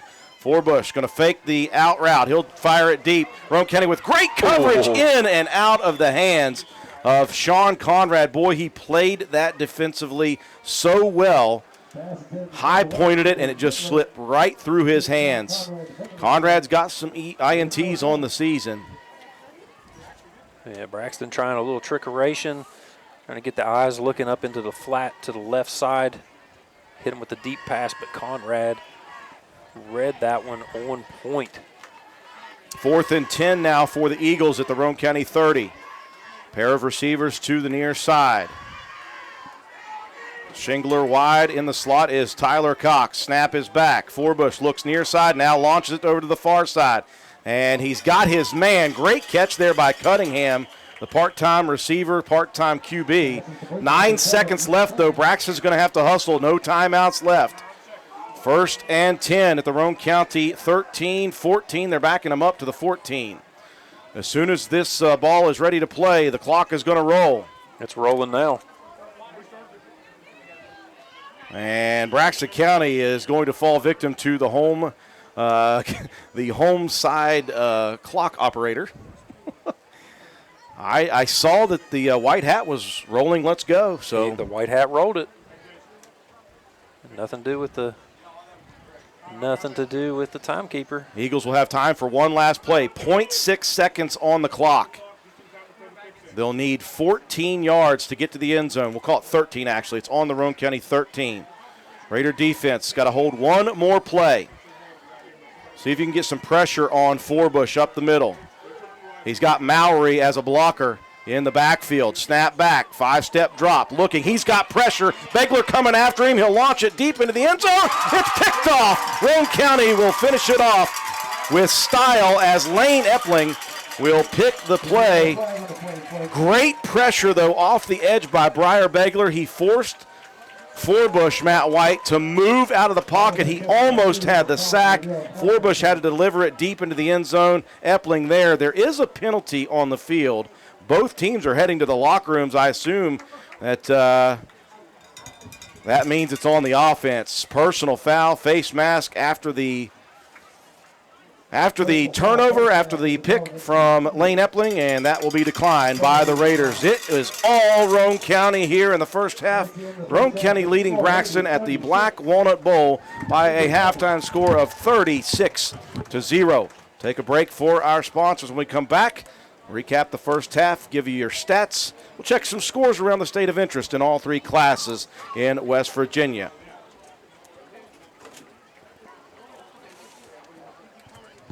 We'll take 6 here, sir. Thank you. Lights. You need them, go for it.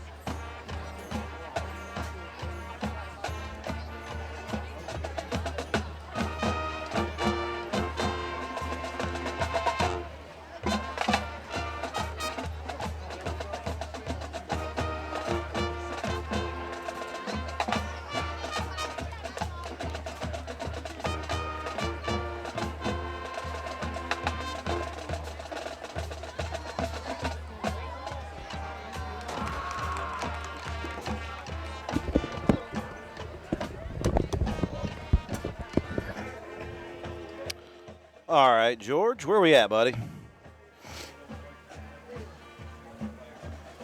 Check. Oh, perfect. Okay, perfect.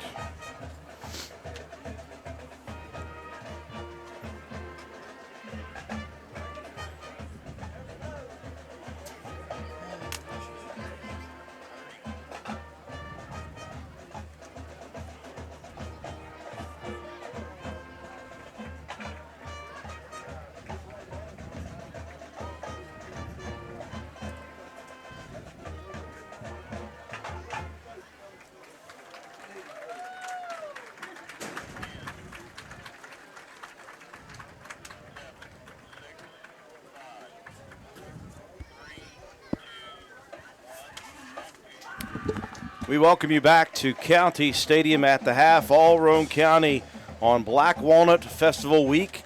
And the Black Walnut Bowl 36-0 at the half. All Roane County, everything working and working well. All three phases of the game of football, offense, defense, special teams, have been solid. The only blemish was one turnover on the second drive on a fourth down carry to try to get a first down and extend. Roane County gave up, I believe, just a pair of first downs defensively, and that was, I think both of those came at the last moment of that drive for Braxton towards the end of the half. The Raider offense, I tell you what, as balanced and as creative as we have seen, and again, it was by necessity early on because Braxton County, they have done film work on Roane County. They know the Raiders' two-headed monster of Delk and Begler have been gashing defenses. They know that Roane County up front is solid and stout, so they decided they were going to line up 6 to 7 in the box on the line every single play.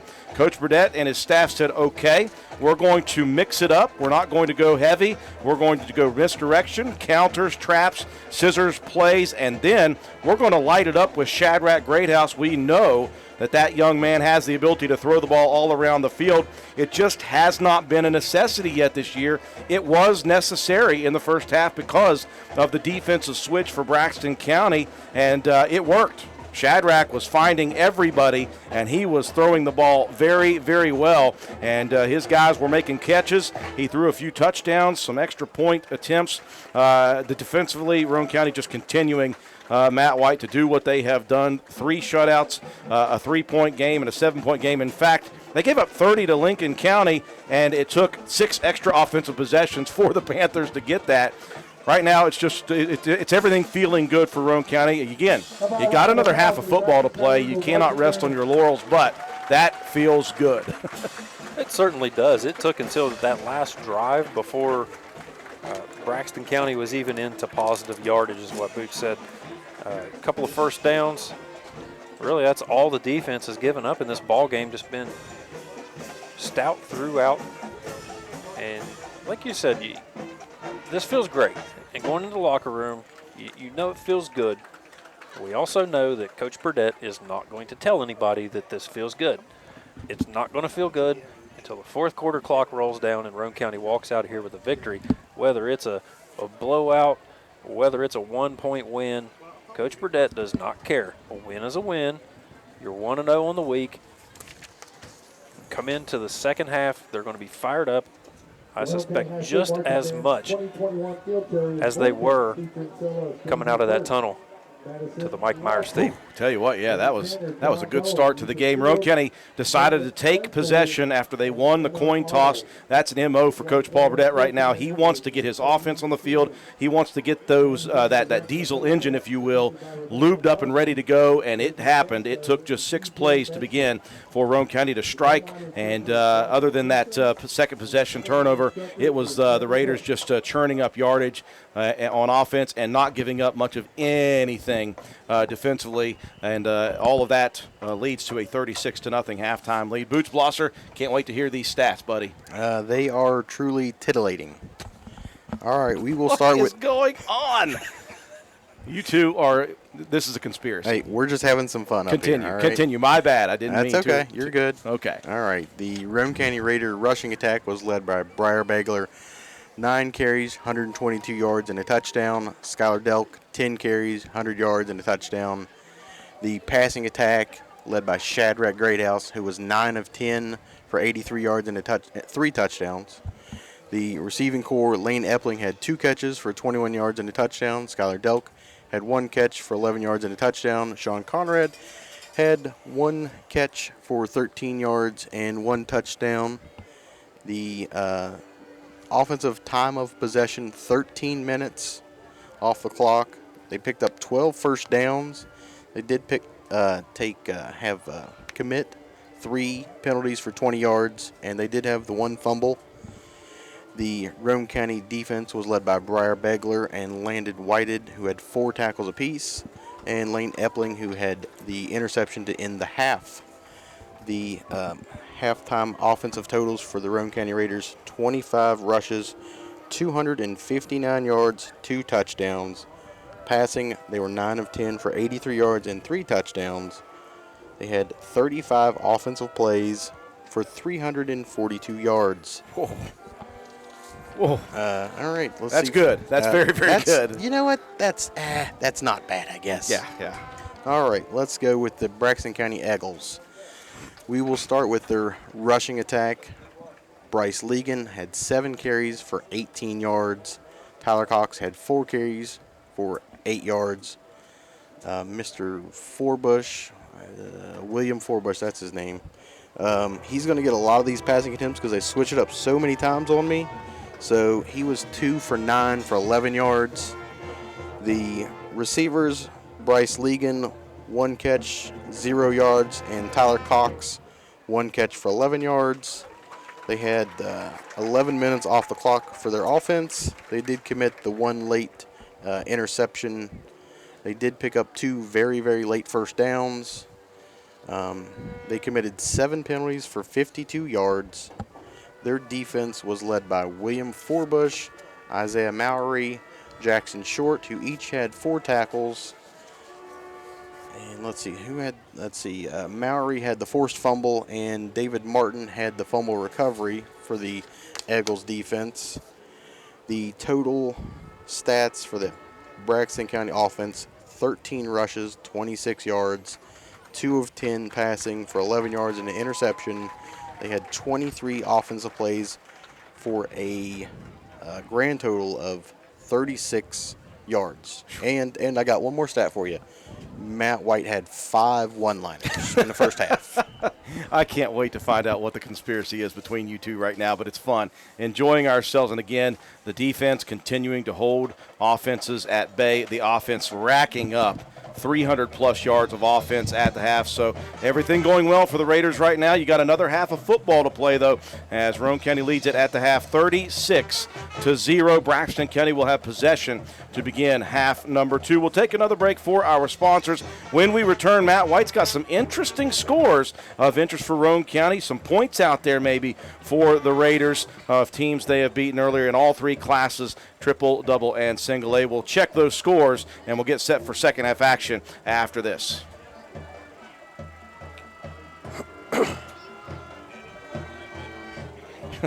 Six more, sir.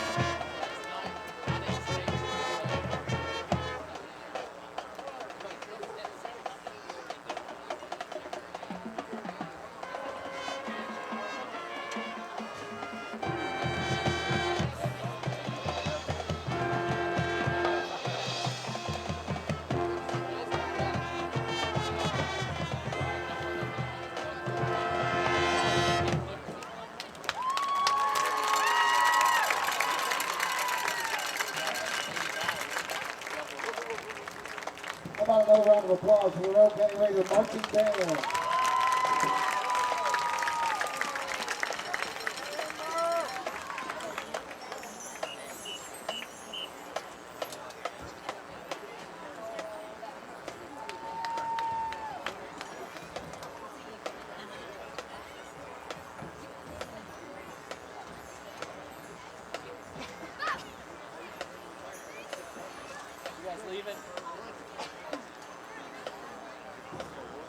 I can bring that to you Sunday or tomorrow. Maybe I'll see you tomorrow. Yes. Hi, David. You wearing a costume? You gonna wear a costume? I don't think I need to. I'm sitting down right here.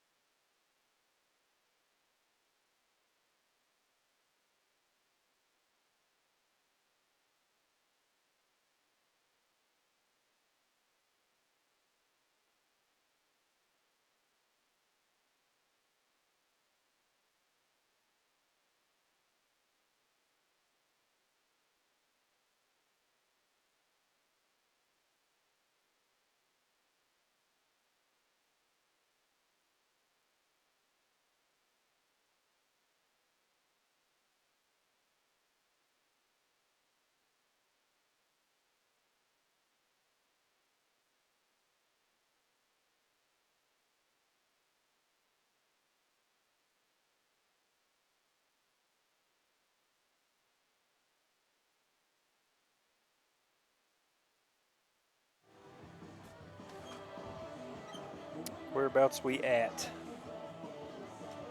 Which one are you, 4? I was trying to wait as long as I could. There we go. Beautiful. I was waiting until he's probably still going to get crap for it. Boots is cranked. Matt, I've got you ready. I know your levels now. I know your levels. I'm like a marginal crank now. Check. There we go. Yeah, you're no longer a full bore crank. Me? No, Boots, Or Matt? you are. Boots, Okay. okay. You will Okay. be cranked.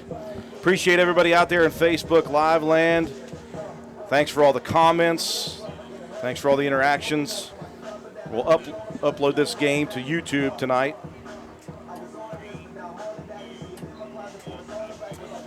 We welcome you back to County Stadium at the half. All Roane County at the Black Walnut Bowl over Braxton County. 36-0 Raiders on top. Where it'll be Braxton County's possession to begin the second half of play. Got about 2 minutes of that 3-minute mandatory warm-up.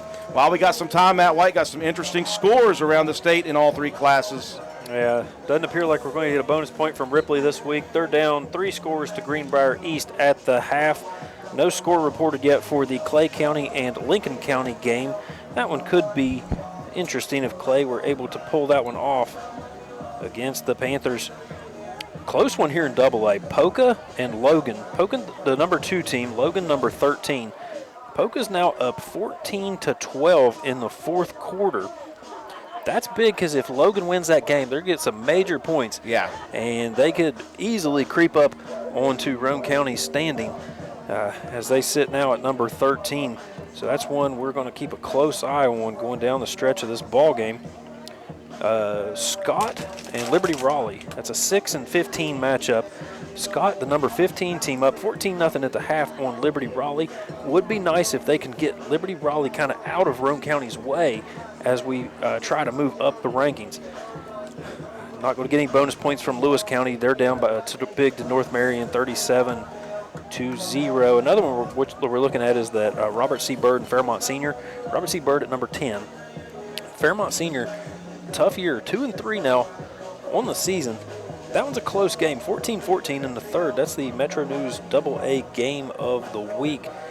If Robert C. Byrd pulls that one off, they're again going to be clipping at Roane County's heels, trying to move up in the rankings. Let's see if there's, still haven't got a score yet on Sissonville and Winfield. Hoping that Sissonville can pull the upset on that one and get us a point. Doddridge, next week's opponent, up massive on Ravenswood, 41-0, that score at the half. A couple of bonus points lingering, like you mentioned. St. Mary's up 14-0 on Magnolia. That one would give Roane County a little bit of help trying to move up from that 9 spot and maybe potentially get into the mix of a home playoff game. Buffalo as well, 34-6 over Tulsa. Another bonus point on the way in that one, it looks like, for Roane County. But as always, the most important score of the night, Drew. Roane County 36, Braxton County 0, getting ready to start second half action.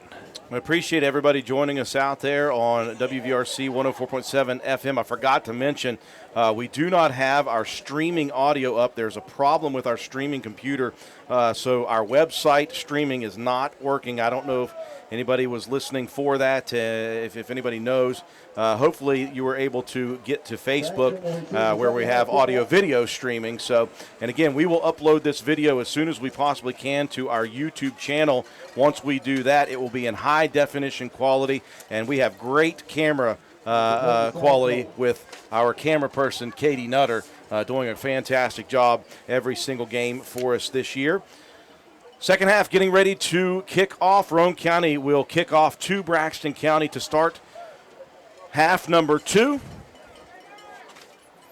Back deep to receive will be Cunningham and Tyler Cox. Ethan Cunningham, Tyler Cox. Ethan Collins set to do the kicking for the Raiders here to begin quarter number 3. Right to left, it will travel across your screen. Leg in, deep kick there for Collins, taken quickly by Cunningham. He'll work towards Braxton County sideline, looking for a seam. He'll break free into the second unit. One man to beat. Here he goes down the sideline. Can Roane County catch him? They will not, and right off of the kick in the second half, Roane County gives up a big play and a touchdown. It's like we said, you cannot try to give these guys any momentum. Just a miscue on special teams, though. You still got a 30-point lead. Calm yourself down. Don't get excited. Get the offense back out here. Hopefully after this point after try and get the ball rolling again. Take that momentum back. Boy, the Raiders caught sleeping at the wheel there as Cunningham burnt them for a 70-yard opening second half kickoff return. Braxton into the end zone. And it is now 36-6. Going for 2 are the Eagles. Forbush in the shotgun. Low snap. Forbush drops it, and that will end the play as quickly as it began. It didn't take much, though. The opening kick of the second half returned for a TD for Braxton County, 36-6 your score. 30-second break. We'll return after this.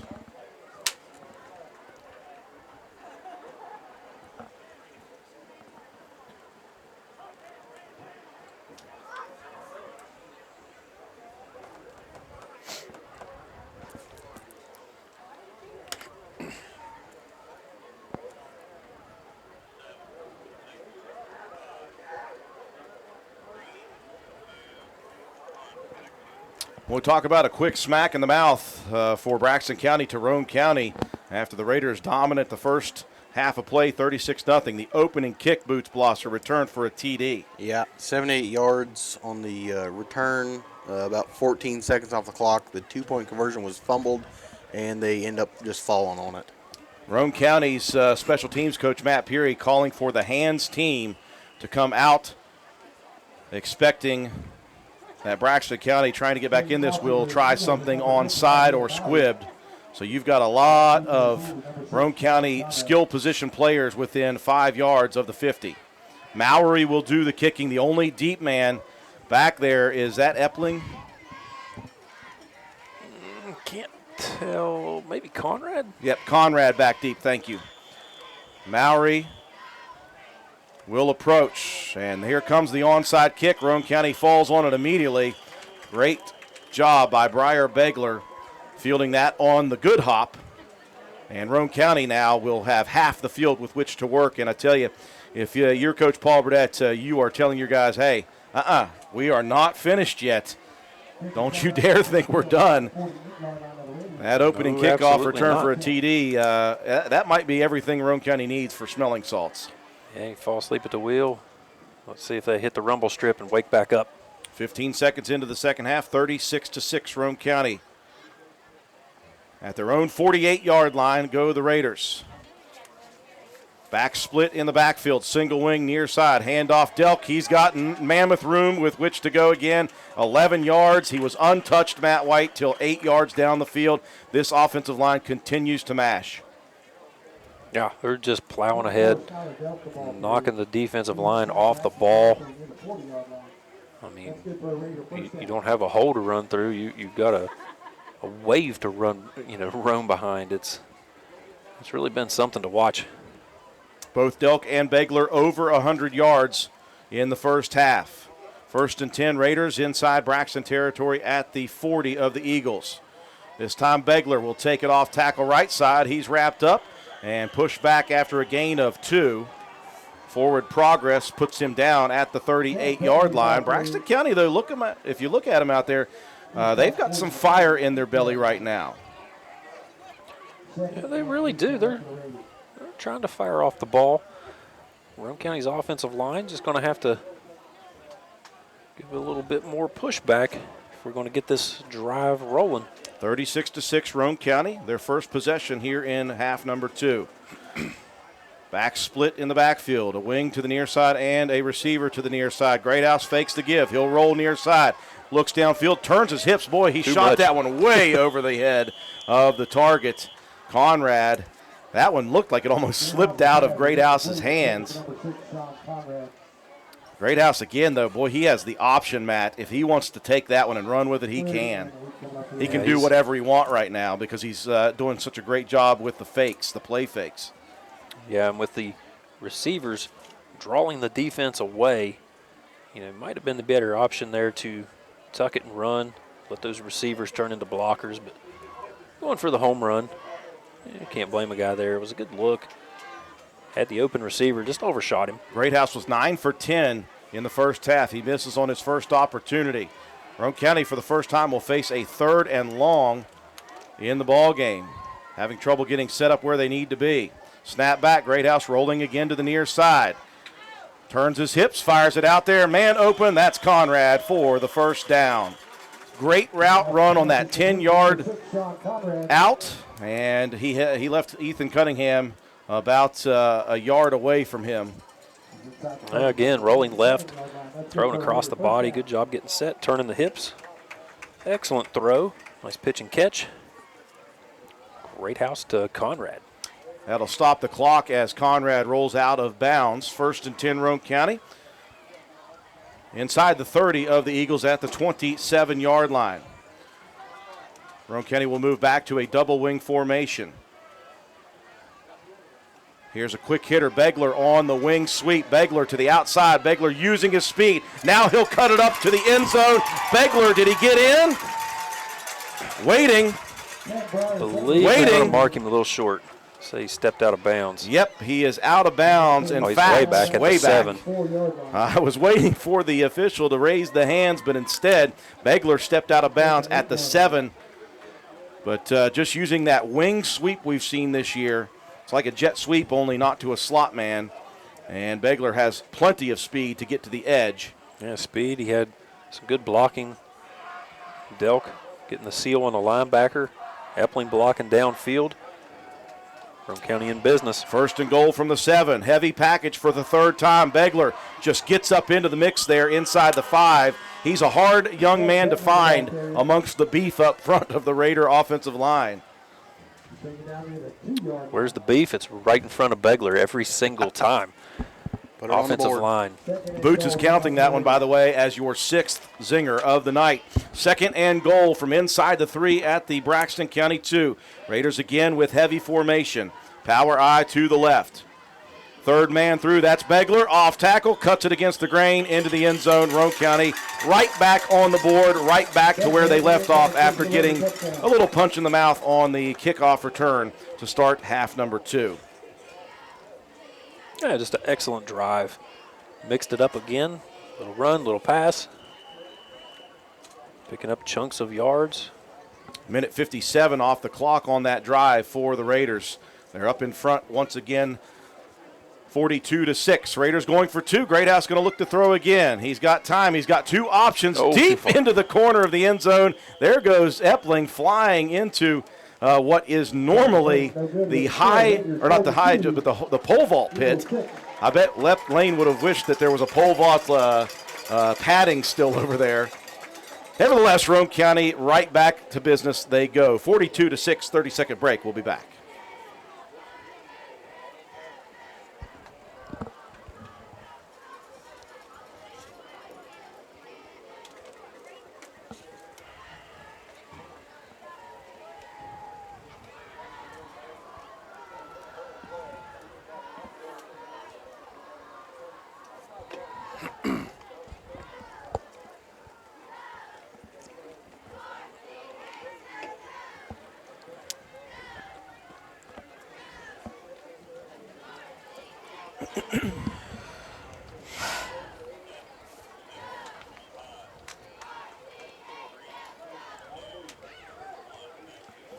Boy, Roane County needed a little bit of ammonia snap, and that happened in the form of a kick return to start the second half. I think of Delbert Blosser when I think of ammonia snaps. Boots Blosser, Roane County right back to it, though. Yep, 7 plays, 3 first downs, 51 yards on the drive, just under 2 minutes off the clock. Briar Begler bellies up to the mashed tater bar and scores from 2 yards out. Oh, my gosh. The 2-point conversion from Greathouse to Epling was no good. Roane County going to go right to Cunningham again. He's the one that returned it for a TD. And the Raiders this time will upend Ethan Cunningham at the 45. He'll fall forward to the 46-yard line. Still good field position for the Braxton County Eagles on what will be their first actual play on offense here in half number 2. Let's see if the defense can pick up right where it left off in the first half. Really limited a lot of the options for Braxton County's offense throughout this ball game thus far. A little more than 30 yards, and they did not pick up a first down until the last series. They got a pair, the last series of the half. Pair receivers, far side, one to the near side. Forbush back in at QB. They have stuck with this 2-by-1 set. The handoff, Legan to the outside he goes. Looking for room to run. Great coverage by Roane County. Getting to it quickly was Roane County's Viper, Russell May. He is one of the most accurate form tacklers Roane County has. Yeah, he has been for a couple of years now. I mean, had limited role early in his career, but really has made a name for himself on the defensive end, on the defensive side of the ball. He really flies to the ball well, breaks down, absorbs contact from much bigger guys, and is able to wrestle them to the ground. No gain on the play, 2nd and 10 from the 47. Snap back to Forbush. Here's the pitch. Pass opportunity. It's Cox. He'll rifle it down the field, and Roane County's going to get whistled for a really, really obvious pass interference call. And again, that's tough. You're out on an island if you're Collins there, and the pass was way short. And that was Cooper Shingler that made that happen by breaking off the route, and Collins just had to grab a hold. Yeah, he broke off the route really early. And that ball hung up for a couple of seconds with both guys laying on the ground, jockeying for position. But if you're Collins, though, you kind of have to make that grab, because if not, Shingler's going to come back and make a big play. That is a big pass interference that gives Braxton County just their 3rd first down of the evening in Roane County territory inside the 40 at the Raider 38-yard line. 42-6 Roane County. Here's the handoff, Ligon, and he's got nowhere to go, as I believe that's Hanley Mounts from the outside backer position, just in there quickly. Yeah, Mounts has made some good plays on special teams now, getting in on the mix defensively. Like I said, good to see him out there. He came in a tough spot in St. Mary's, played well. Did make a little mistake in that ball game, but the very next play he came back and got retribution for it. Big plays all around in that ball game for Mounts. Loss of a yard on the carry brings up 2nd down and 11 from the 40 of Roane County. Nearing the 8-minute mark, quarter number 3, 42-6 Roane County.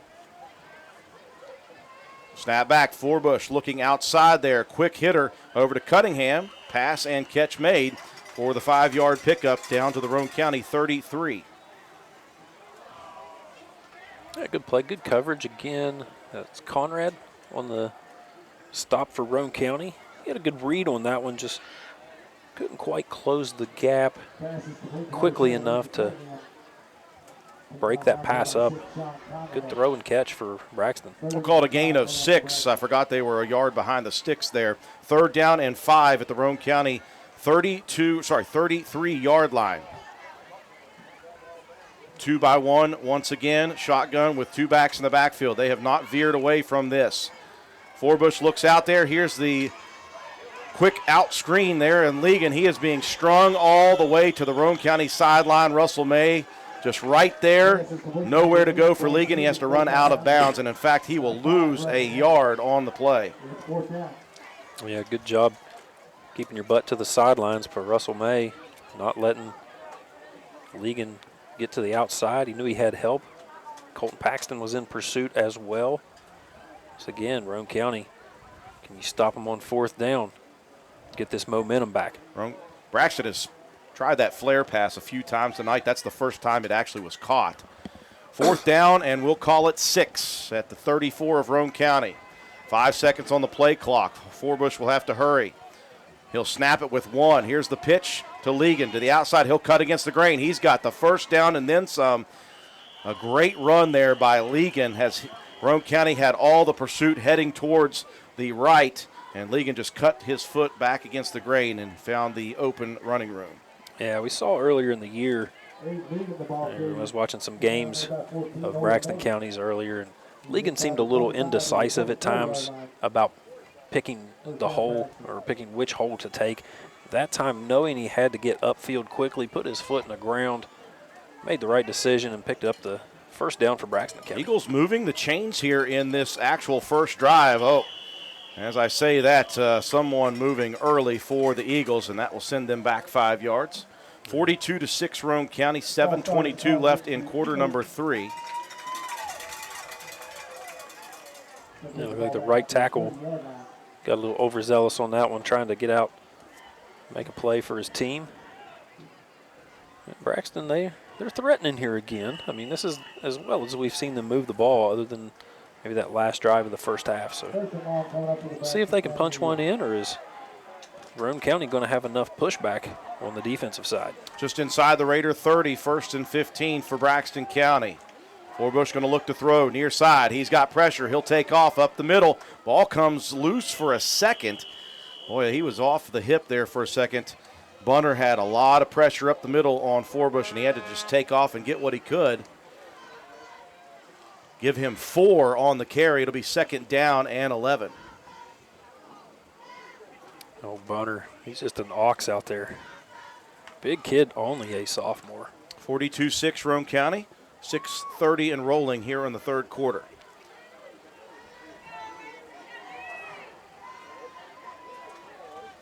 Snap back to Forbush, going to look to continue to throw the ball. He'll flare it out again. Cunningham, nope, oh, it wasn't Cunningham. Wow, what a hit on the outside by Shadrack Greathouse, or was that Conrad? I thought it was Greathouse. It wasn't. It was Sean Conrad who lit up Cooper Shingler. I mean, that was as good a form tackle as you're going to see, chest to chest. And just ran right through the receiver. No chance to make a play after a nice catch out there by Shingler. But when you're hit immediately, and just drop that quickly, nowhere to go. Conrad limited the damage to just 2 yards. 3rd and 8 at the Roane County 23-yard line. Roane County bringing pressure up the middle. Forbush pumps. He's got time to throw. He's got nowhere to go with it. He'll be hit. He'll fire it out there. He's got his man. What a pass by Forbush as he was taking contact from Hanley Mounts up the middle. Somehow, some way, delivered a strike to Cunningham for the touch. Yeah, did a good job moving around in the pocket. Avoided the pressure as long as he could and stood in there, stood tall, delivered a nice throw. And that one's going to be short again of the first down stick, so it's 4th and about 3 for the Eagles. 5-yard pickup on the pass and catch. 4th and 3, as Matt White says, at the Roane County. We'll call it the 17-yard line. Raider defense has a chance to end the drive again. Forbush out of the shotgun, a pair of running backs to both sides. He'll fake the handoff, and great coverage by Roane County's Ethan Collins. He got there and timed it perfectly and dislodged the football. That was a good pass again by Forbush to Cunningham, but a great defensive play by Collins. Yeah, Forbush put the ball right where it needed to be. It was low and to the inside. You know, no chance to actually break it up unless you hit the guy at the exact moment that ball came in.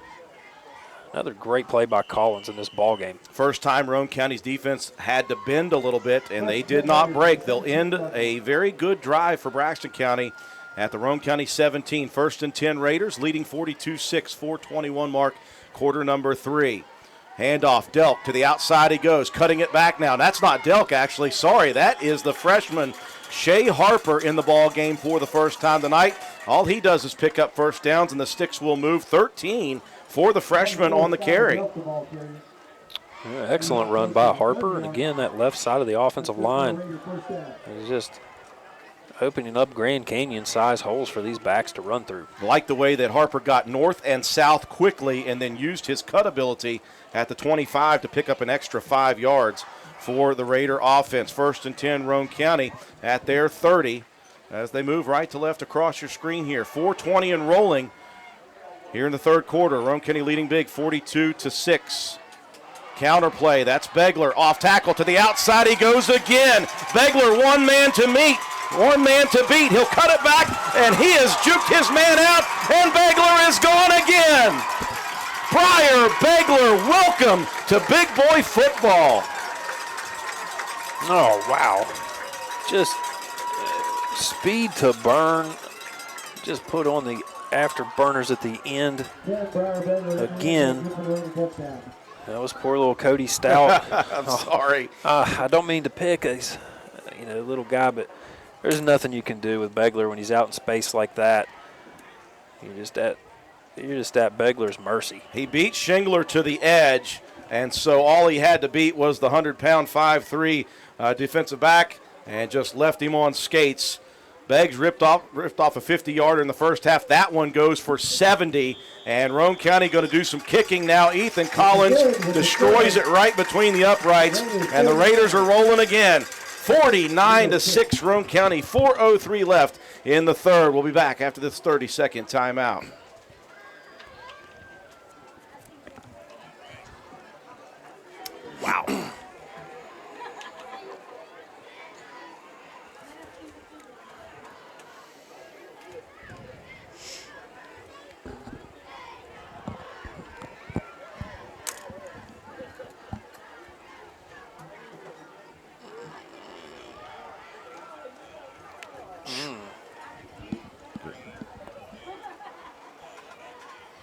Ladies and gentlemen, welcome to the Briar Begler Show. A 70-yard touchdown for the junior on a night where he has started to get a lot of love from the state of West Virginia. And, boy, he's stepping up big, Boots Blosser. Yeah, 2 plays, 1 first down. The other one was the touchdown. 83 yards, 45 seconds off the clock. Briar Begler gallops for 70 yards, and Ethan Collins' PAT attempt was successful. Collins will do the kicking. Roane County up 49-6. This is a shallow angled kick taken by an up man and dropped on immediately by the youngster Andrew Brantz, the junior. I would imagine, if I am thinking in my head a little bit, that's got to be close to 200 again for Beggs. You're short, man. 222 for 3 touchdowns. Okay. Wait, I'm short? I said it's got to be close to 200. That's over. Oh, it was over that. I didn't yeah. take the over. My bad. If it was the Price is Right, you would have been right. Absolutely. Raiders on defense again, and you're going to see some fresh jerseys again. We saw Shea Harper with a nice 13-yard carry. He'll check in for Christian Jarvis at defensive end.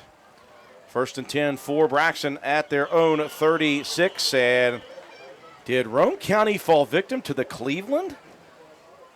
It appears they did. The hard count got the Raiders. That's what they do. Leaned in too far and fell into mashed taters.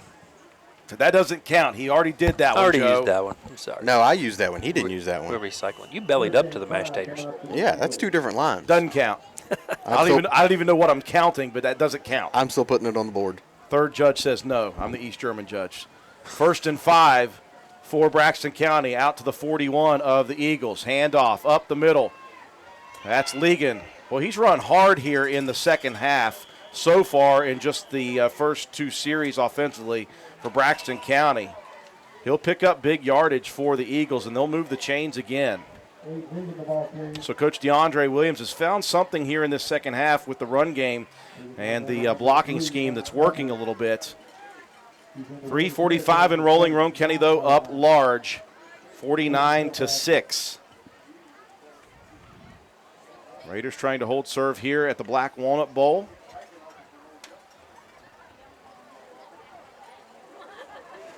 Forbush once again in the shotgun. They have not veered away from this set. Now they're going to give it to the big man, Mowry. He's a bowling ball, and he'll push forward for a nice 4-yard carry. He goes 225 pounds, does Isaiah Mowry.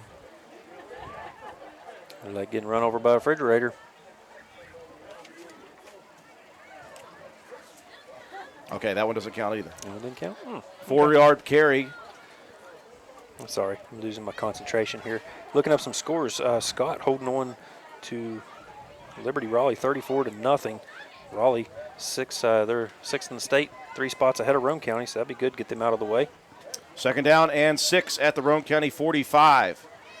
Hand off to the outside league, and now he's going to try to cut it back. Slips, still picks up the initial line of scrimmage. As you're looking out there for Roane County, I was trying to see who was out there. You see the freshman Lane Watson out there, also Sam Elmore out there. So you are really starting to see Coach Eddie Williams, Coach Matt Peary, Coach John Penna filter in some of these second-unit guys. Again, Harper is out there. Clay Walker, another freshman for Roane County, they're very high on. Now you're going to see Tyson Penna checking in at safety. He'll replace Lane Epling. So a mixture of JV guys. Noah Jett is back in. He got some playing time early. Mostly JV guys. Here's Forbush. 5-step drop. He'll flare it out again. Overshoots Ligon on 3rd down. And that will bring up 4th down with 1:55 left here in the 3rd. Roane County all over Braxton County, 49-6. Not really. The only varsity guys that see very much action. You got Ori May. He's coming off of an injury. See and Hanley Mounts as well. The rest are pretty much the JV guys. Lakin Cowboy Drennan. I love that young man. Freshman who's just received his first ever touchdown. The boy's been playing since flag football. That's his first official touchdown. Here is a snap on a 4th down, and Mowry is going to have to go all the way back into Braxton County territory. That one went right over the head, and that's where Roane County will take over possession at the 35 of the Eagles. Oh, that's a flip of 20 yards. Nothing Mallory could do. That one was just way over his head. Just fall on it and hope that Roane County is unable to march down the field again. I was talking about that Lincoln Drennan, what would you call it, pick six? I guess it in was, the JV I guess game? it would technically be a fumble, but the ball popped out of the ball carrier's hand straight up in the air. Cowboy caught it, jolted in about 15 yards. You got to love when a big guy gets a touchdown. It's so much fun. And he was talking to me today. He stopped by the booth down at the Walnut Festival right before they had to come up here. And I said, hey, congratulations on your first ever touchdown in your career. He said, oh, yeah. He's like, we work on tip bingo all the time. He's like, they thought I was crazy because when the ball went up, my natural reaction was to say tip. And when I caught it, I called bingo too. Again, Cowboy, just a freshman. This is a very freshman-heavy JV unit, and some of these guys are filtering in a little bit here early in varsity action. You saw, again, Noah Jett was in the game in that first half early. Roane County will have possession, leading right now 49-6. Just 1:49 left in the third quarter. You see Coach Burdette down there talking up his JV guys. It's Friday Night Lights. Some of these guys are going to get in here and make some plays. Got Sawyer Hunt, Shea Harper going to line up in the backfield, Clay Walker at fullback. And they'll be mixed in with Shadrack Greathouse. That's kind of neat for those youngsters. They don't often get to cross paths. So a pair of freshman running backs in the backfield for the Raider offense, 1st and 10. It will be Clay Walker right up the gut. That young man runs way larger than his size. Had a big 100-yard gain a couple of games ago for the JV unit. And again, like I said, Walker is not the biggest young man in the world. He is a 5'7", 160-pound fullback. I mean, he's not undersized, we would say, but he's as big as Begler is. But as a freshman, he runs kind of like Delk does, just way harder than his size. He runs hard. He blocks well. Great kid to have in your program. Oh, absolutely. I mean, just the prototypical kid to have in your program. Just no nonsense, work hard, and get out there and reap the benefits of what you sow. Nice 2.5-yard gain. Here's the freshman, Shea Harper, who ripped off a 13-yard carry on his first attempt a little earlier today, right before Beggs went for 70. Got down on the sideline. Harper will pick up the necessary first down yardage for the Raiders. And, again, as Matt White said, a Braxton County defender out of bounds is down on the sideline. Can you see? I'm not sure. I don't want to speculate, but I think it may be Cunningham. Athletic trainer Rick Cottrell running over to the far side to check on that young man for Braxton County. 55 seconds remaining in quarter number 3. All Roane County 49-6. So I like the way Coach Burdette is filtering in these freshmen and these backups, JV unit guys with a couple of the Roane County varsity players. Yeah, again, Roane County going to go vanilla here, obviously, but yeah, you got a couple guys still out there on the offensive line. You got Albright coming in to left tackle spot. Roane County now going to be sent over towards the sideline as, again, we're checking on the injured Braxton County player. Yeah, we'll maybe do a couple quick score updates here while we wait. Polka finishes off Logan 14-12. Logan looking for the big upset and a lot of points. Not going to happen. Polka shuts the door. North Marion still up big on Lewis County. Scott 34, Liberty Raleigh 0 as well. Like we said, that's good news for Roane County. We'll try to get the number 6 seed, Liberty Raleigh, out of Roane County's way if we look to move up the scoreboard. Fairmont Senior up 21-14 on Robert C. Byrd. Still, I believe, no score from Sissonville and Winfield. A couple of single A teams that are going to seem to be getting us some points. St. Mary's. See what the score. They are still up 14-0 on Magnolia. And Buffalo's still up big on Tulsa. So a couple bonus points. We get a couple guys out of the way. We're maybe moving up to, that 7-8 spot possibly. In those top 8, looking at home playoff games, Roane County looking to get a pair of bonus points from a pair of single-A teams. They'll get 1 bonus point here tonight from Braxton, who defeated Lewis County, and then they'll get, of course, the 9 base points. It won't be a huge week of points for the Raiders, but again, you got to get the points that you can get. So the young man who was injured was Cunningham, Matt White. He's up, and he is on the sideline. That's a good sign. Raiders will go back on offense here, 1st and 10 at the 21-yard line. Greathouse still at QB. He'll pitch it to Russell May to the near side. Boy, they're going to root for Russell May to get to the end zone. He's close, and he's just shy inside the 5. Nice tackle by Shingler. Big carry, though, for May on the pitch. I tell you what, no one gets more grief amongst the group of friends with Epling, Greathouse, and all them, but they would love no one more to get into the end zone than Russ. Oh, absolutely. Every group's got that friend that you pick on so much, but you do it out of love, and that's how these guys are. Lane Watson with a great block down the field. Under center, here's the pitch to May again. He's got a lead blocking unit, and a flag comes in. Come on. Come on, you gotta be kidding me. He had 2 lead blockers, the freshman Clay Walker, the freshman Shea Harper. Nobody was going to touch him. And he just, I'm going to call down to that official on the side and say, don't you know that was Russell May's opportunity? Give it to him again. Yeah, I imagine that's going to be the case.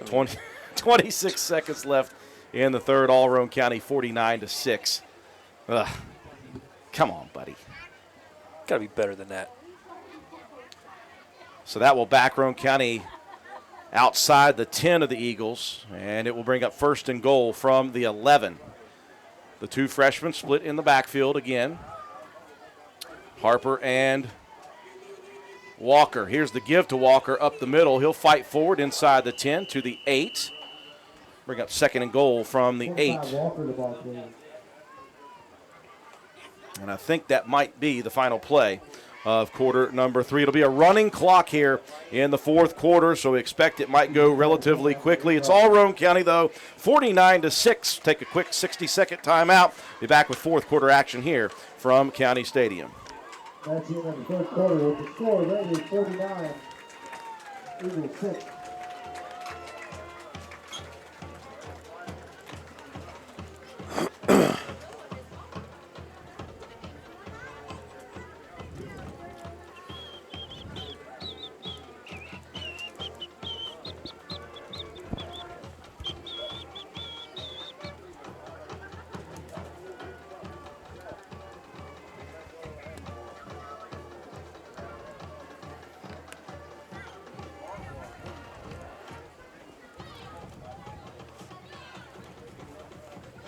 Buffalo put another one on the board.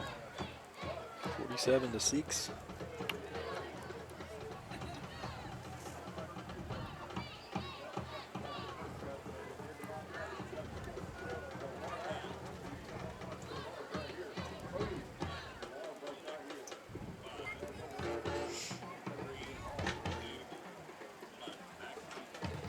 And we welcome you back to County Stadium. 4th quarter getting set to go. Again, it'll be a running clock here as Roane County is up 49-6. A 2nd down and goal from the Braxton County 8 upcoming for the Raiders, who, again, they've got some they've got 1 starting lineman. The rest are subs. They've got a freshman backfield right now with Shea Harper and Clay Walker. And again, lest you think that Roane County is doing something with Shadrack Greathouse still in, the backup QB is Tyson Penna, and he has got a thumb injury. So the reason Shad's still in there is to hand the ball off to whoever gets it.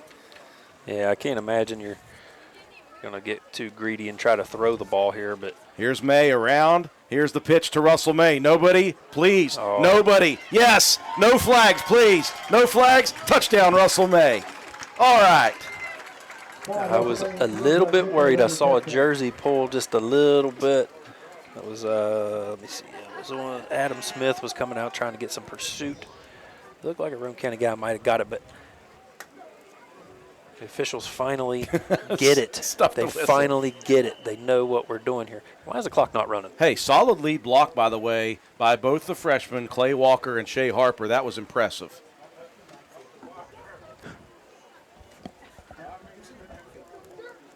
Shea Harper. 33. Great house goes under center. Roane County will go for two. The handoff, Harper. He'll cut it against the grain. Good vision by the freshman, Shea Harper. He's into the end zone for the 2-point conversion. Roane County huge, 57-6 as we begin the final quarter of play here at the Black Walnut Bowl. 30-second timeout. We'll be back.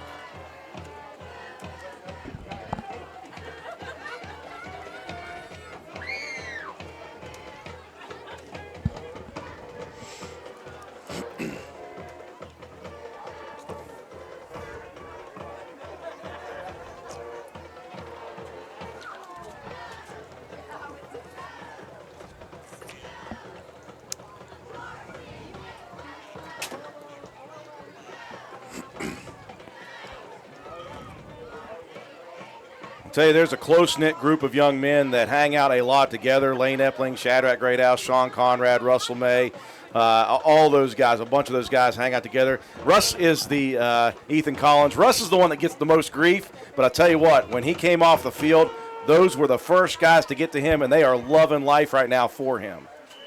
Boots Blosser, nice touchdown for the Raiders. 5 plays, 2 first downs, 65 yards on the drive, 1 minute, 58 seconds off the clock. Let's see, Russell May skipped to Malu touchdown from 8 yards out, and Shea Harper, the 2-point conversion was successful. Roane County's backup kicker now, Sam Elmore, set to do the kicking for the Raider. Another one of those freshmen for the Raiders. He's a big-sized kid, 6'2", 170. Got a pretty good leg. He is the JV kicker, and look at that. Boy, he blasts that one down to the 20-yard line, taken there by Cunningham. Good to see that young man back in the ball game. Maybe it might have just been a cramp over there, you hope. Yeah, it could have been. He felt kind of awkward trying to make a tackle on that far sideline. Hard to see from here, but great to see that young man back on the field for the Braxton Eagles. Boy, and Cunningham is going to have significant special teams yardage. He's the one that ripped off the 70-yard opening touchdown run to start the second half. He'll get 22 more on that pickup on the return out to the Roane County, or out to the Braxton 42, sorry. And now the clock will roll. And now the clock will stop as Braxton County calls a timeout. It's the only thing that's going to stop the clock right now is a timeout. I think the Eagles may do a couple of shuffling runners in and out as well for Coach DeAndre Williams. Doesn't have a lot to choose from over there, but I think he may get some other guys in. We'll take a break with them. Be back. Fourth quarter action. All Roane County 57-6.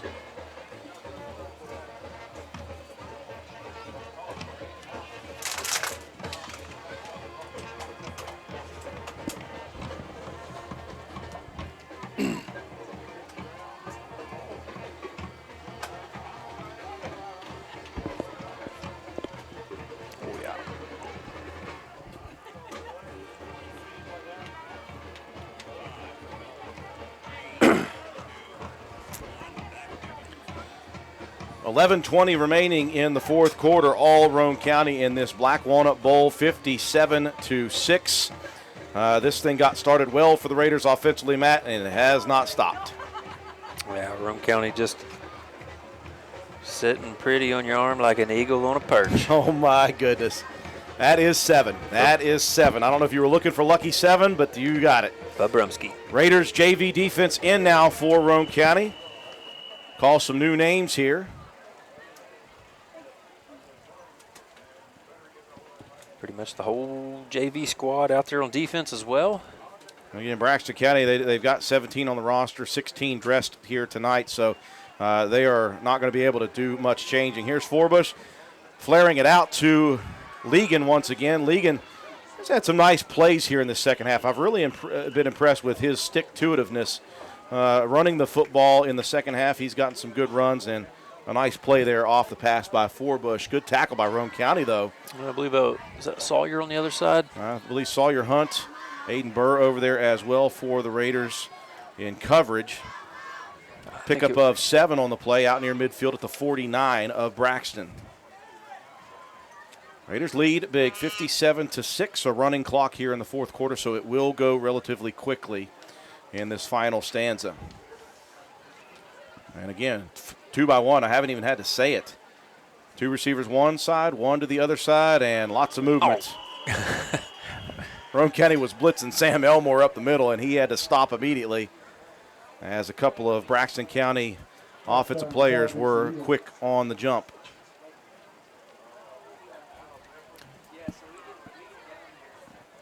And that clock, again, will just continue to roll under 10 minutes right now. So good, like you said, to see these, these younger JV guys getting into some varsity action. They've not gotten a lot of games in themselves. A couple back-to-back weeks has been good. Not sure if they're going to play Monday. It doesn't look like it. So good for them to be able to get in here on Friday night, get some experience, get some game time, and just see what the field looks like. You got a full stands here, great crowd this evening. After the 5-yard mark off, 2nd down and 8. Mowry to the outside. They'll give it to him, and a great open field tackle by a Roane County defender. Check and see who that is. Is that Shea? Yep, Shea Harper. Shea, yeah. He is that far side defensive end, and great pursuit, low tackle on the big 225-pound bowling ball. Now Burr will check out, Tyson Penna out, and Flearoy, we like to call him the mighty Flea. Chad Blosser is in the ball game, and I guarantee you his sister is screaming right now wherever she is. The biggest fan of her younger bro is Destiny Blosser. He's out at safety for the Raider defense. 3rd down and 8 at the 44 of Braxton County for Bush. Out of the shotgun, 5-step drop. He'll look to launch it out to the far side. He's got Cunningham for a second, and look at Andy Jetton come in and jump that at the end. And Jetton is excited, and so are his teammates. Yeah, made a great break on that ball, read it perfectly. Timed it great, knocked it down. That was a great play there, Andy Jetton. The sophomore who came from Florida before his freshman year, I know that they've really been impressed with his maturation this year from his freshman year. Punting situation, it'll be Lane Watson back deep to receive, Mowry to do the punting. Like to see Watson get an opportunity here. Mowry, low line drive. If ever there was a chance, it's right now. 25, that takes a big skip and a hop inside the 20, inside the 15, down at the 11. It weren't pretty looking from Mowry, but it was quite effective. Raider offense will start deep in its own territory at the Roane County 11. 7:40 and rolling here in the final quarter, 57-6. Raiders going to improve to 6-1 on the season. As Matt White has been alerting us, a couple teams right in front of us going down at the moment, at least. They might not be final yet, but most of them seem like they're going to be pretty in hand. Like I said, number 6, Liberty Raleigh, they're going down to Scott. We got the number 10 team, Kaiser, lost to a Maryland team. The other number 10, Robert C. Byrd, they're down to Fairmont Senior. And number 12, East Fairmont, they went down to Liberty Harrison. So there's going to be a big shakeup in that back half of the AA standings. It'll be interesting to see who it is. Roane County will burn its time out here with 7:31 left in the ball game. 57-6. The Raiders getting some personnel put in the proper places. We'll take a break. Be back after this 30-second timeout.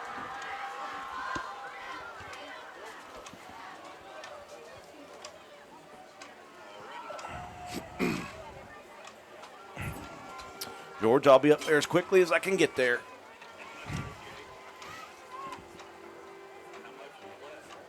Uh, 7:30, but it'll be rolling as soon as if everybody stops calling timeouts.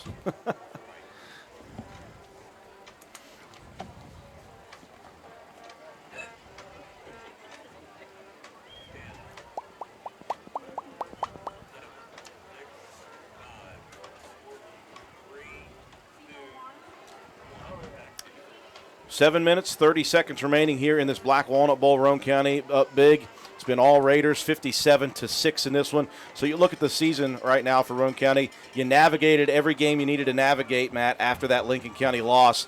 And now you look forward to that big, huge matchup with single A number 1 Doddridge on the road next week. Yeah, that's going to be the one that's going to be the difference as to whether we get a home playoff game or if we end up in that, 12 to 15 spot. Yep. If you're 9-1, you're probably looking at anywhere between a 6 or 7. If you're 8-2, you might be falling down into that 12 to 15 category. Is not where you want to be. Points galore for a single A team. It's 6 base, but Doddridge is going to have a lot of bonus points. Ball on the ground. Roane County diving on it, though. And, again, they've got Tyson Penna in there. He has got an injured left thumb. He's going to have trouble even taking snaps from his center, Lakin Drennan. Yeah, if that thing's wrapped up even too, that's your over-the-top hand or your underhand.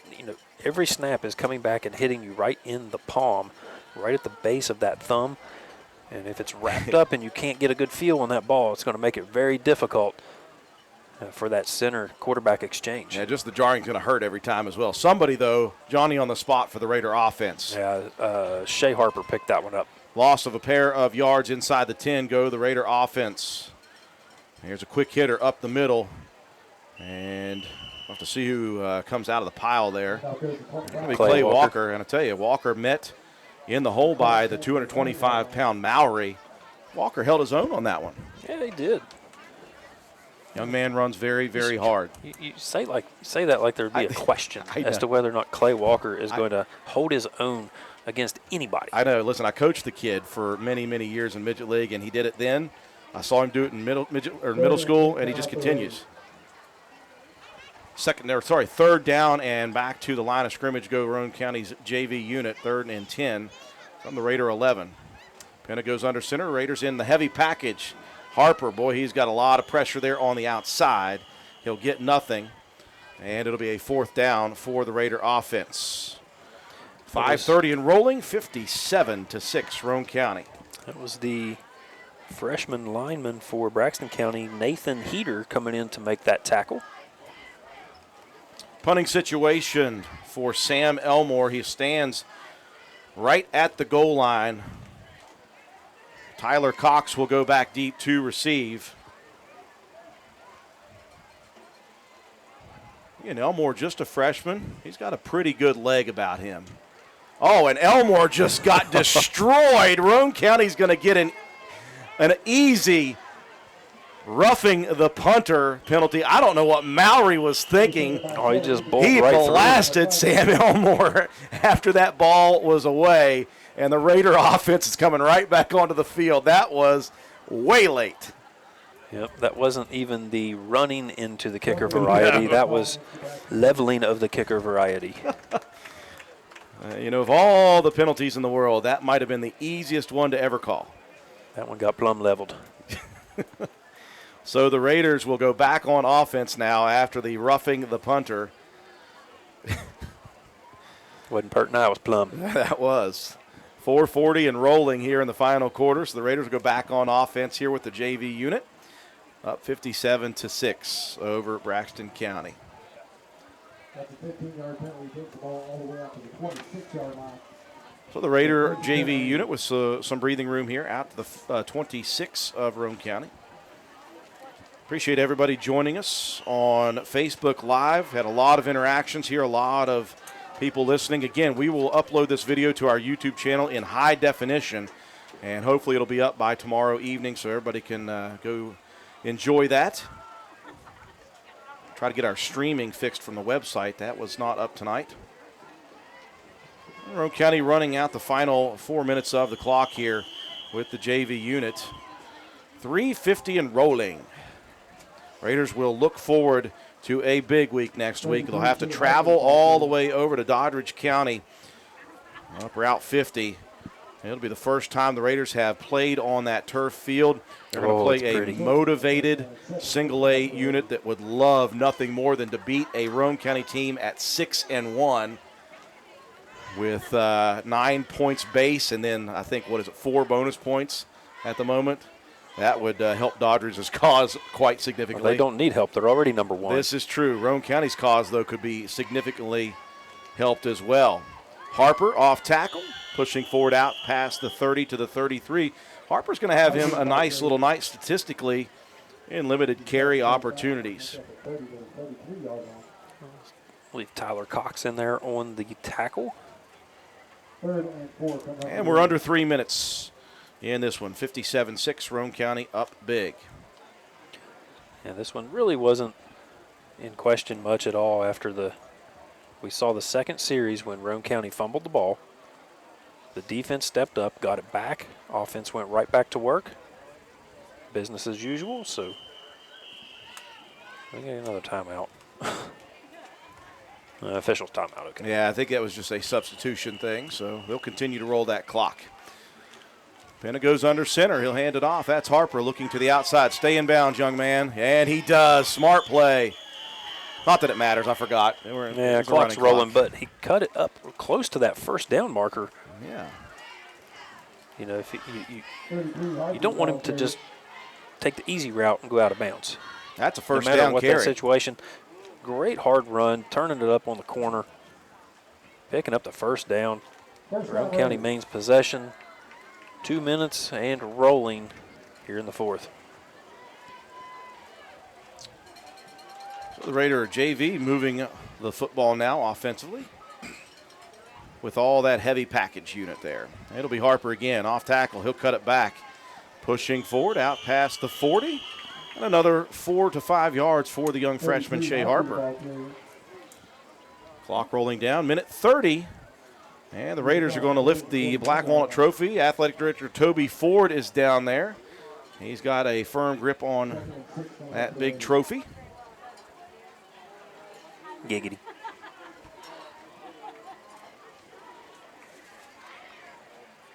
Second down, and we'll call it 6 at the 41 of the Raiders. Sophomore quarterback Tyson Penna goes under center. Hands it off to Harper. To the outside he'll go. And he'll push forward for another couple of yards. And we're under a minute remaining in this one. One final play for the Raider JV unit is all it will take.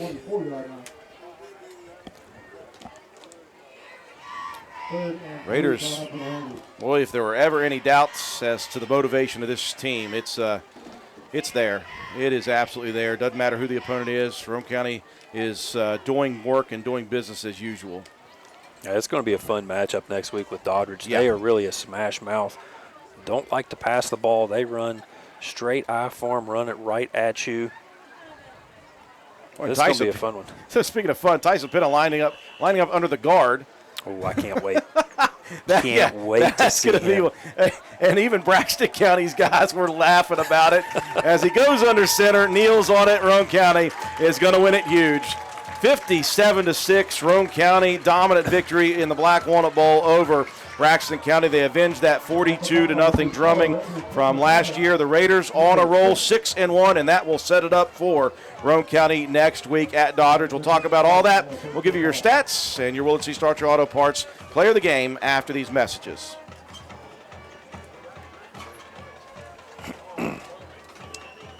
Just a 30-second timeout or a minute or whatever you got on there right now is fine. Cool. We'll be ready right after that.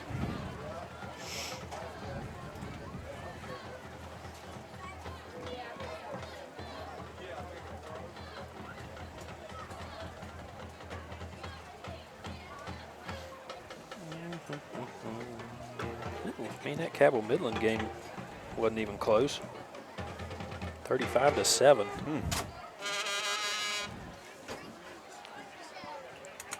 Oh, the Fighting Withrows are losing. Presenting the Black Walnut Bowl trophy to the Roane County Raiders is Cassidy Mosley, our Black Walnut Festival queen. Casey Long, our team queen, and Audrey Simmons, our pre-team queen. It's a great night for Roane County football as they avenged the 42-0 loss last year to Braxton County in big fashion here at the Black Walnut Bowl. Queen Cassidy Bosley, newly crowned queen of the Black Walnut Festival, distributing the trophy to Coach Paul Burdette, his staff, his crew, his young men, and the cheerleaders, all part of that wonderful victory, 57-6 6 is your final score. All Roane County in this one from start until the final buzzer. And the Raiders came in knowing they needed to just stick to the plan, stick to business as usual, and that's what Roane County did. The defense continued to do what the defense does, holding Braxton County in check to just 30-plus yards in the first half. We'll see what the final statistics are. Braxton County, they did move the ball a little bit in that second half. The Raider offense, though, they went a little bit different tonight as the Raiders started out with the run game, but they didn't go heavy off the bat. The Raider offense went run game, but due to what the defense was showing them, it was counters, it was traps, it was some misdirection running plays, and then the Raiders opened up the playbook a little bit for Shadrach Greathouse and let him go wild throwing the football. He was 9 of 10 passing in that first half with 3 touchdown passes, and he did a little bit in the second half, just a couple more pass catches for Greathouse to his receivers. And then Roane County really just kind of bogged it down towards the end of the third quarter and just ran out the clock there in the fourth quarter. Matt White, that was a great performance by the Roane County Raiders on all 3 phases of the football game. Supposed to win it, you did, and you won big like you should have done it. Roane County now 6-1. You couldn't ask for much more than that on Black Walnut Festival weekend. Got a home game, Hall of Fame game, a lot of guys and ladies honored before the game. That was really special to see. A lot of the, some kind of recent alum that were honored, as well as some of the older of our group. Good to see Coach Taylor. He's always a good. He's a good time. Yeah. He's always a good time. This was a great game for Roane County. You needed to come out. You needed to assert your dominance, and you did. You needed to establish the ground game early, and you did. When you had to pass the ball, you did. Yep. So what more can you say? Just a great performance. Very proud of these guys. The way they responded after that Lincoln County loss, that was a heartbreaking game because we knew that we were the better team. Yeah. If we don't turn the ball over 6 times in that ball game, like I said, we're undefeated right now. Yep. A lot of kids would take that loss so poorly and maybe get, bitter about it or, get down on yourself about it. Not this group of guys. They came out with something to prove. And every single game since then, they have come out with something to prove from the previous game. We saw it a big matchup against Ripley. They came out strong, controlled the line of scrimmage, and just pushed forward, and that's exactly what we did here tonight, Drew. We kept talking about it maybe being a trap game, and we've seen enough film on Braxton County. There's some athletes there. It was big for Roane County, unfortunate for Braxton not to have Drew Pritt out there. You want to beat a team that's at full strength, and they just weren't, and that's okay. They kept battling to the end, and you got to give them, enormous amount of credit for that. It would be very easy for Braxton County to just roll over and say, yeah, we're done. It's okay. Why even get off the bus? Well, you get off the bus for your pride. Yep. And when you're the team like Roane County that is supposed to win this ball game, like you said, you can't even give them the slightest bit of hope. We pretty much did that. Other than that kickoff return, that was really the only blemish. Yep. On Roane County. Again, this defense is spectacular. Yes, it is. What's that now? 46 points we've given up this year? Yeah, and again, 30 of those were in one single game. Right. 3 shutouts, 3, 6, and 7 is what the defense has given up in 6 games. Yeah, it's just remarkable. Couldn't be happier for these guys. Couldn't be more excited for us to call a game like that. It's all around. It's a great feel for Roane County. It's, everyone that came out. Weather was a tiny bit iffy. That there's some rain rolling in. Great crowd, great atmosphere. It's what we wanted to get back to normal. After the year we suffered through last year, some bit of normalcy, and that's exactly what we got here tonight. And we great got time. a big victory, 57-6 final score. Roane County now 6-1 on the season. Boots Blosser, break it down for us. All right, let's start with the main course, the Raider rushing attack. Briar Begler, 14 carries, 222 yards, and 3 touchdowns. Skylar Delk, 11 carries, 110 yards, and a touchdown. Shea Harper ended up with 10 carries for 39 yards. Russell May, I lost it, but he scored a touchdown, so let's mention him once too. Shadrach Greathouse led the passing attack. He was 10 for 13 for 93 yards and 3 touchdowns. His receivers, Lane Epling, 2 catches for 21 yards and a touchdown. Sean Conrad, 2 catches for 23 yards and a touchdown. And Skylar Duck had 1 catch for 11 yards and a touchdown. The offense possessed the ball for 24 and a half minutes. They picked up 20 first downs. They did turn the ball over 1 time. And they had, as a team, they had 6 penalties for 50 yards. The total offensive output for the Raiders, 47 rushes, 443 yards, 5 touchdowns. Passing, they were 10 for 13 for 93 yards and 3 touchdowns. They ran 60 offensive plays for 536 yards and scored 8 times. Let's see, let's switch up. The Braxton County Eagles rushing attack. Let's see. Bryce Legan had 12 carries for 36 yards. William Forbush had 4 carries for a yard. Tyler Cox had 4 carries for 8 yards. The passing attack was led by William Forbush, who had 7 completions out of 17 attempts for 31 yards. His receivers, Ethan Cunningham, had 2 catches for 12 yards, and Bryce Legan had 2 catches for 6 yards. Their offensive time of possession was 23 minutes and 30 seconds. They did commit 1 turnover. They picked up 5 first downs. They committed 10 penalties that totaled 77 yards. And their total offensive output, 23 carries for 29 yards. They were 7 of 18 for 31 yards passing. They ran 41 offensive plays and picked up 60 yards. You got the defensive stats there? I'll do. Yeah, why not? Let's see. I'm going to have to flip lights on, guys. Let's see. Landon White had 5 tackles. Russell May had 4 tackles. Sean Conrad had 4 tackles. Briar Begler had 4 tackles. Lane Epling had a tackle and an interception. Jacob Bunner had 3 tackles and a sack. And let's switch to the Eagles defensive. Let's see. Tyler Cox had 5 tackles. Ethan Cunningham had 6 tackles. Isaiah Mallory had 6 tackles and a forced fumble. David Martin had 2 tackles and a fumble recovery. And Jackson Short had 4 tackles. Oh, and I almost forgot. I tallied up 7 one-liners, and there was a possibility that we may have to have another ruling of 2 additional. No? 7. That's okay, it. 7, good enough. All wraps up 57-6. Roane County victorious once again. I think that's game number 4 straight that the defense has allowed fewer than 100 yards total offense. That is a mammoth performance. Raider offense goes above 500 for the first time on the season as well. That was a fun one to watch. Roane County now 6-1, and it sets up the big one next week at Doddridge County. We'll talk about that. We'll dish out our Player of the Game awards. We'll wrap things up here tonight from County Stadium at the Black Walnut Bowl after this.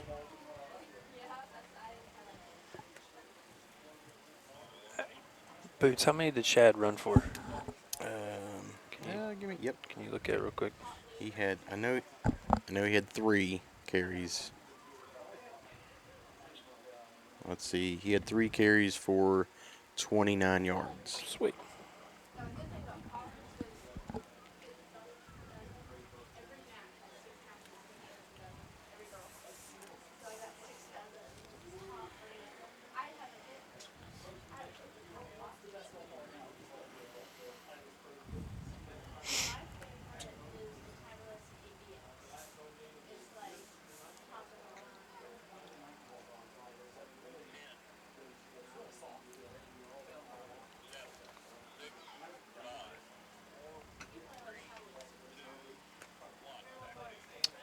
We welcome you back to County Stadium, wrapping things up here tonight for the Black Walnut Bowl. All Roane County 57-6. Raiders 5 straight victories and they are now 6-1 on the season with that win, setting up the big one next week with Doddridge County. Before we talk about that, Matt White, it's time to dish out our Willard C. Starcher Auto Parts Player of the Game Award. And in a game like this, it can go to any number of guys. Everyone played extremely well, offensive line, defensive line, but for me, there's two guys. It's Briar Begler, for one. When your running game puts up 443 yards, Begler 14 carries, 222 yards, 3 touchdowns. Huge night for that young man. And how about Shad Greathouse throwing the ball? Absolutely. We haven't seen it much this year. It's great for him to come out 10 of 13, 93 yards, and 3 touchdowns. So congratulations to those two young men, Briar Begler and Shadrach Greathouse, our Willard C. Starcher Auto Parts Players of the Game. That'll do it for us here tonight. Roane County back in action next Friday. They'll hit the road up Route 50 to Doddridge County High School to face off against the #1 team in Class Single A. The Doddridge County Bulldogs, for the first time at that facility, will be there for pregame coverage at 7:05 p.m. I believe that game's a 7:30 kickoff. Make sure for sure later. But the Doddridge, I believe they've got it on the schedule as a 7 o'clock kickoff. Okay, so if it is at 7, we'll be on the air for pregame coverage at 6:30. If not, we'll be on our normal time. Be sure to join us again Wednesday night for the Raider Review at the station. We'll talk about this very nice victory, and we will preview that upcoming game with the Single A #1 team, Doddridge. Thank you for joining us here tonight on our Facebook Live feed and on WVRC 104.7 FM. 57-6 Roane County. They are the Black Walnut Bowl champions. For our entire broadcast crew, George Allen, our studio technician back at WVRC Control, Boots Blosser, our stat guy, Matt White, the color commentator, the venerable Katie Nutter, our camera person. I'm Andrew Miller. Have a wonderful night, everyone.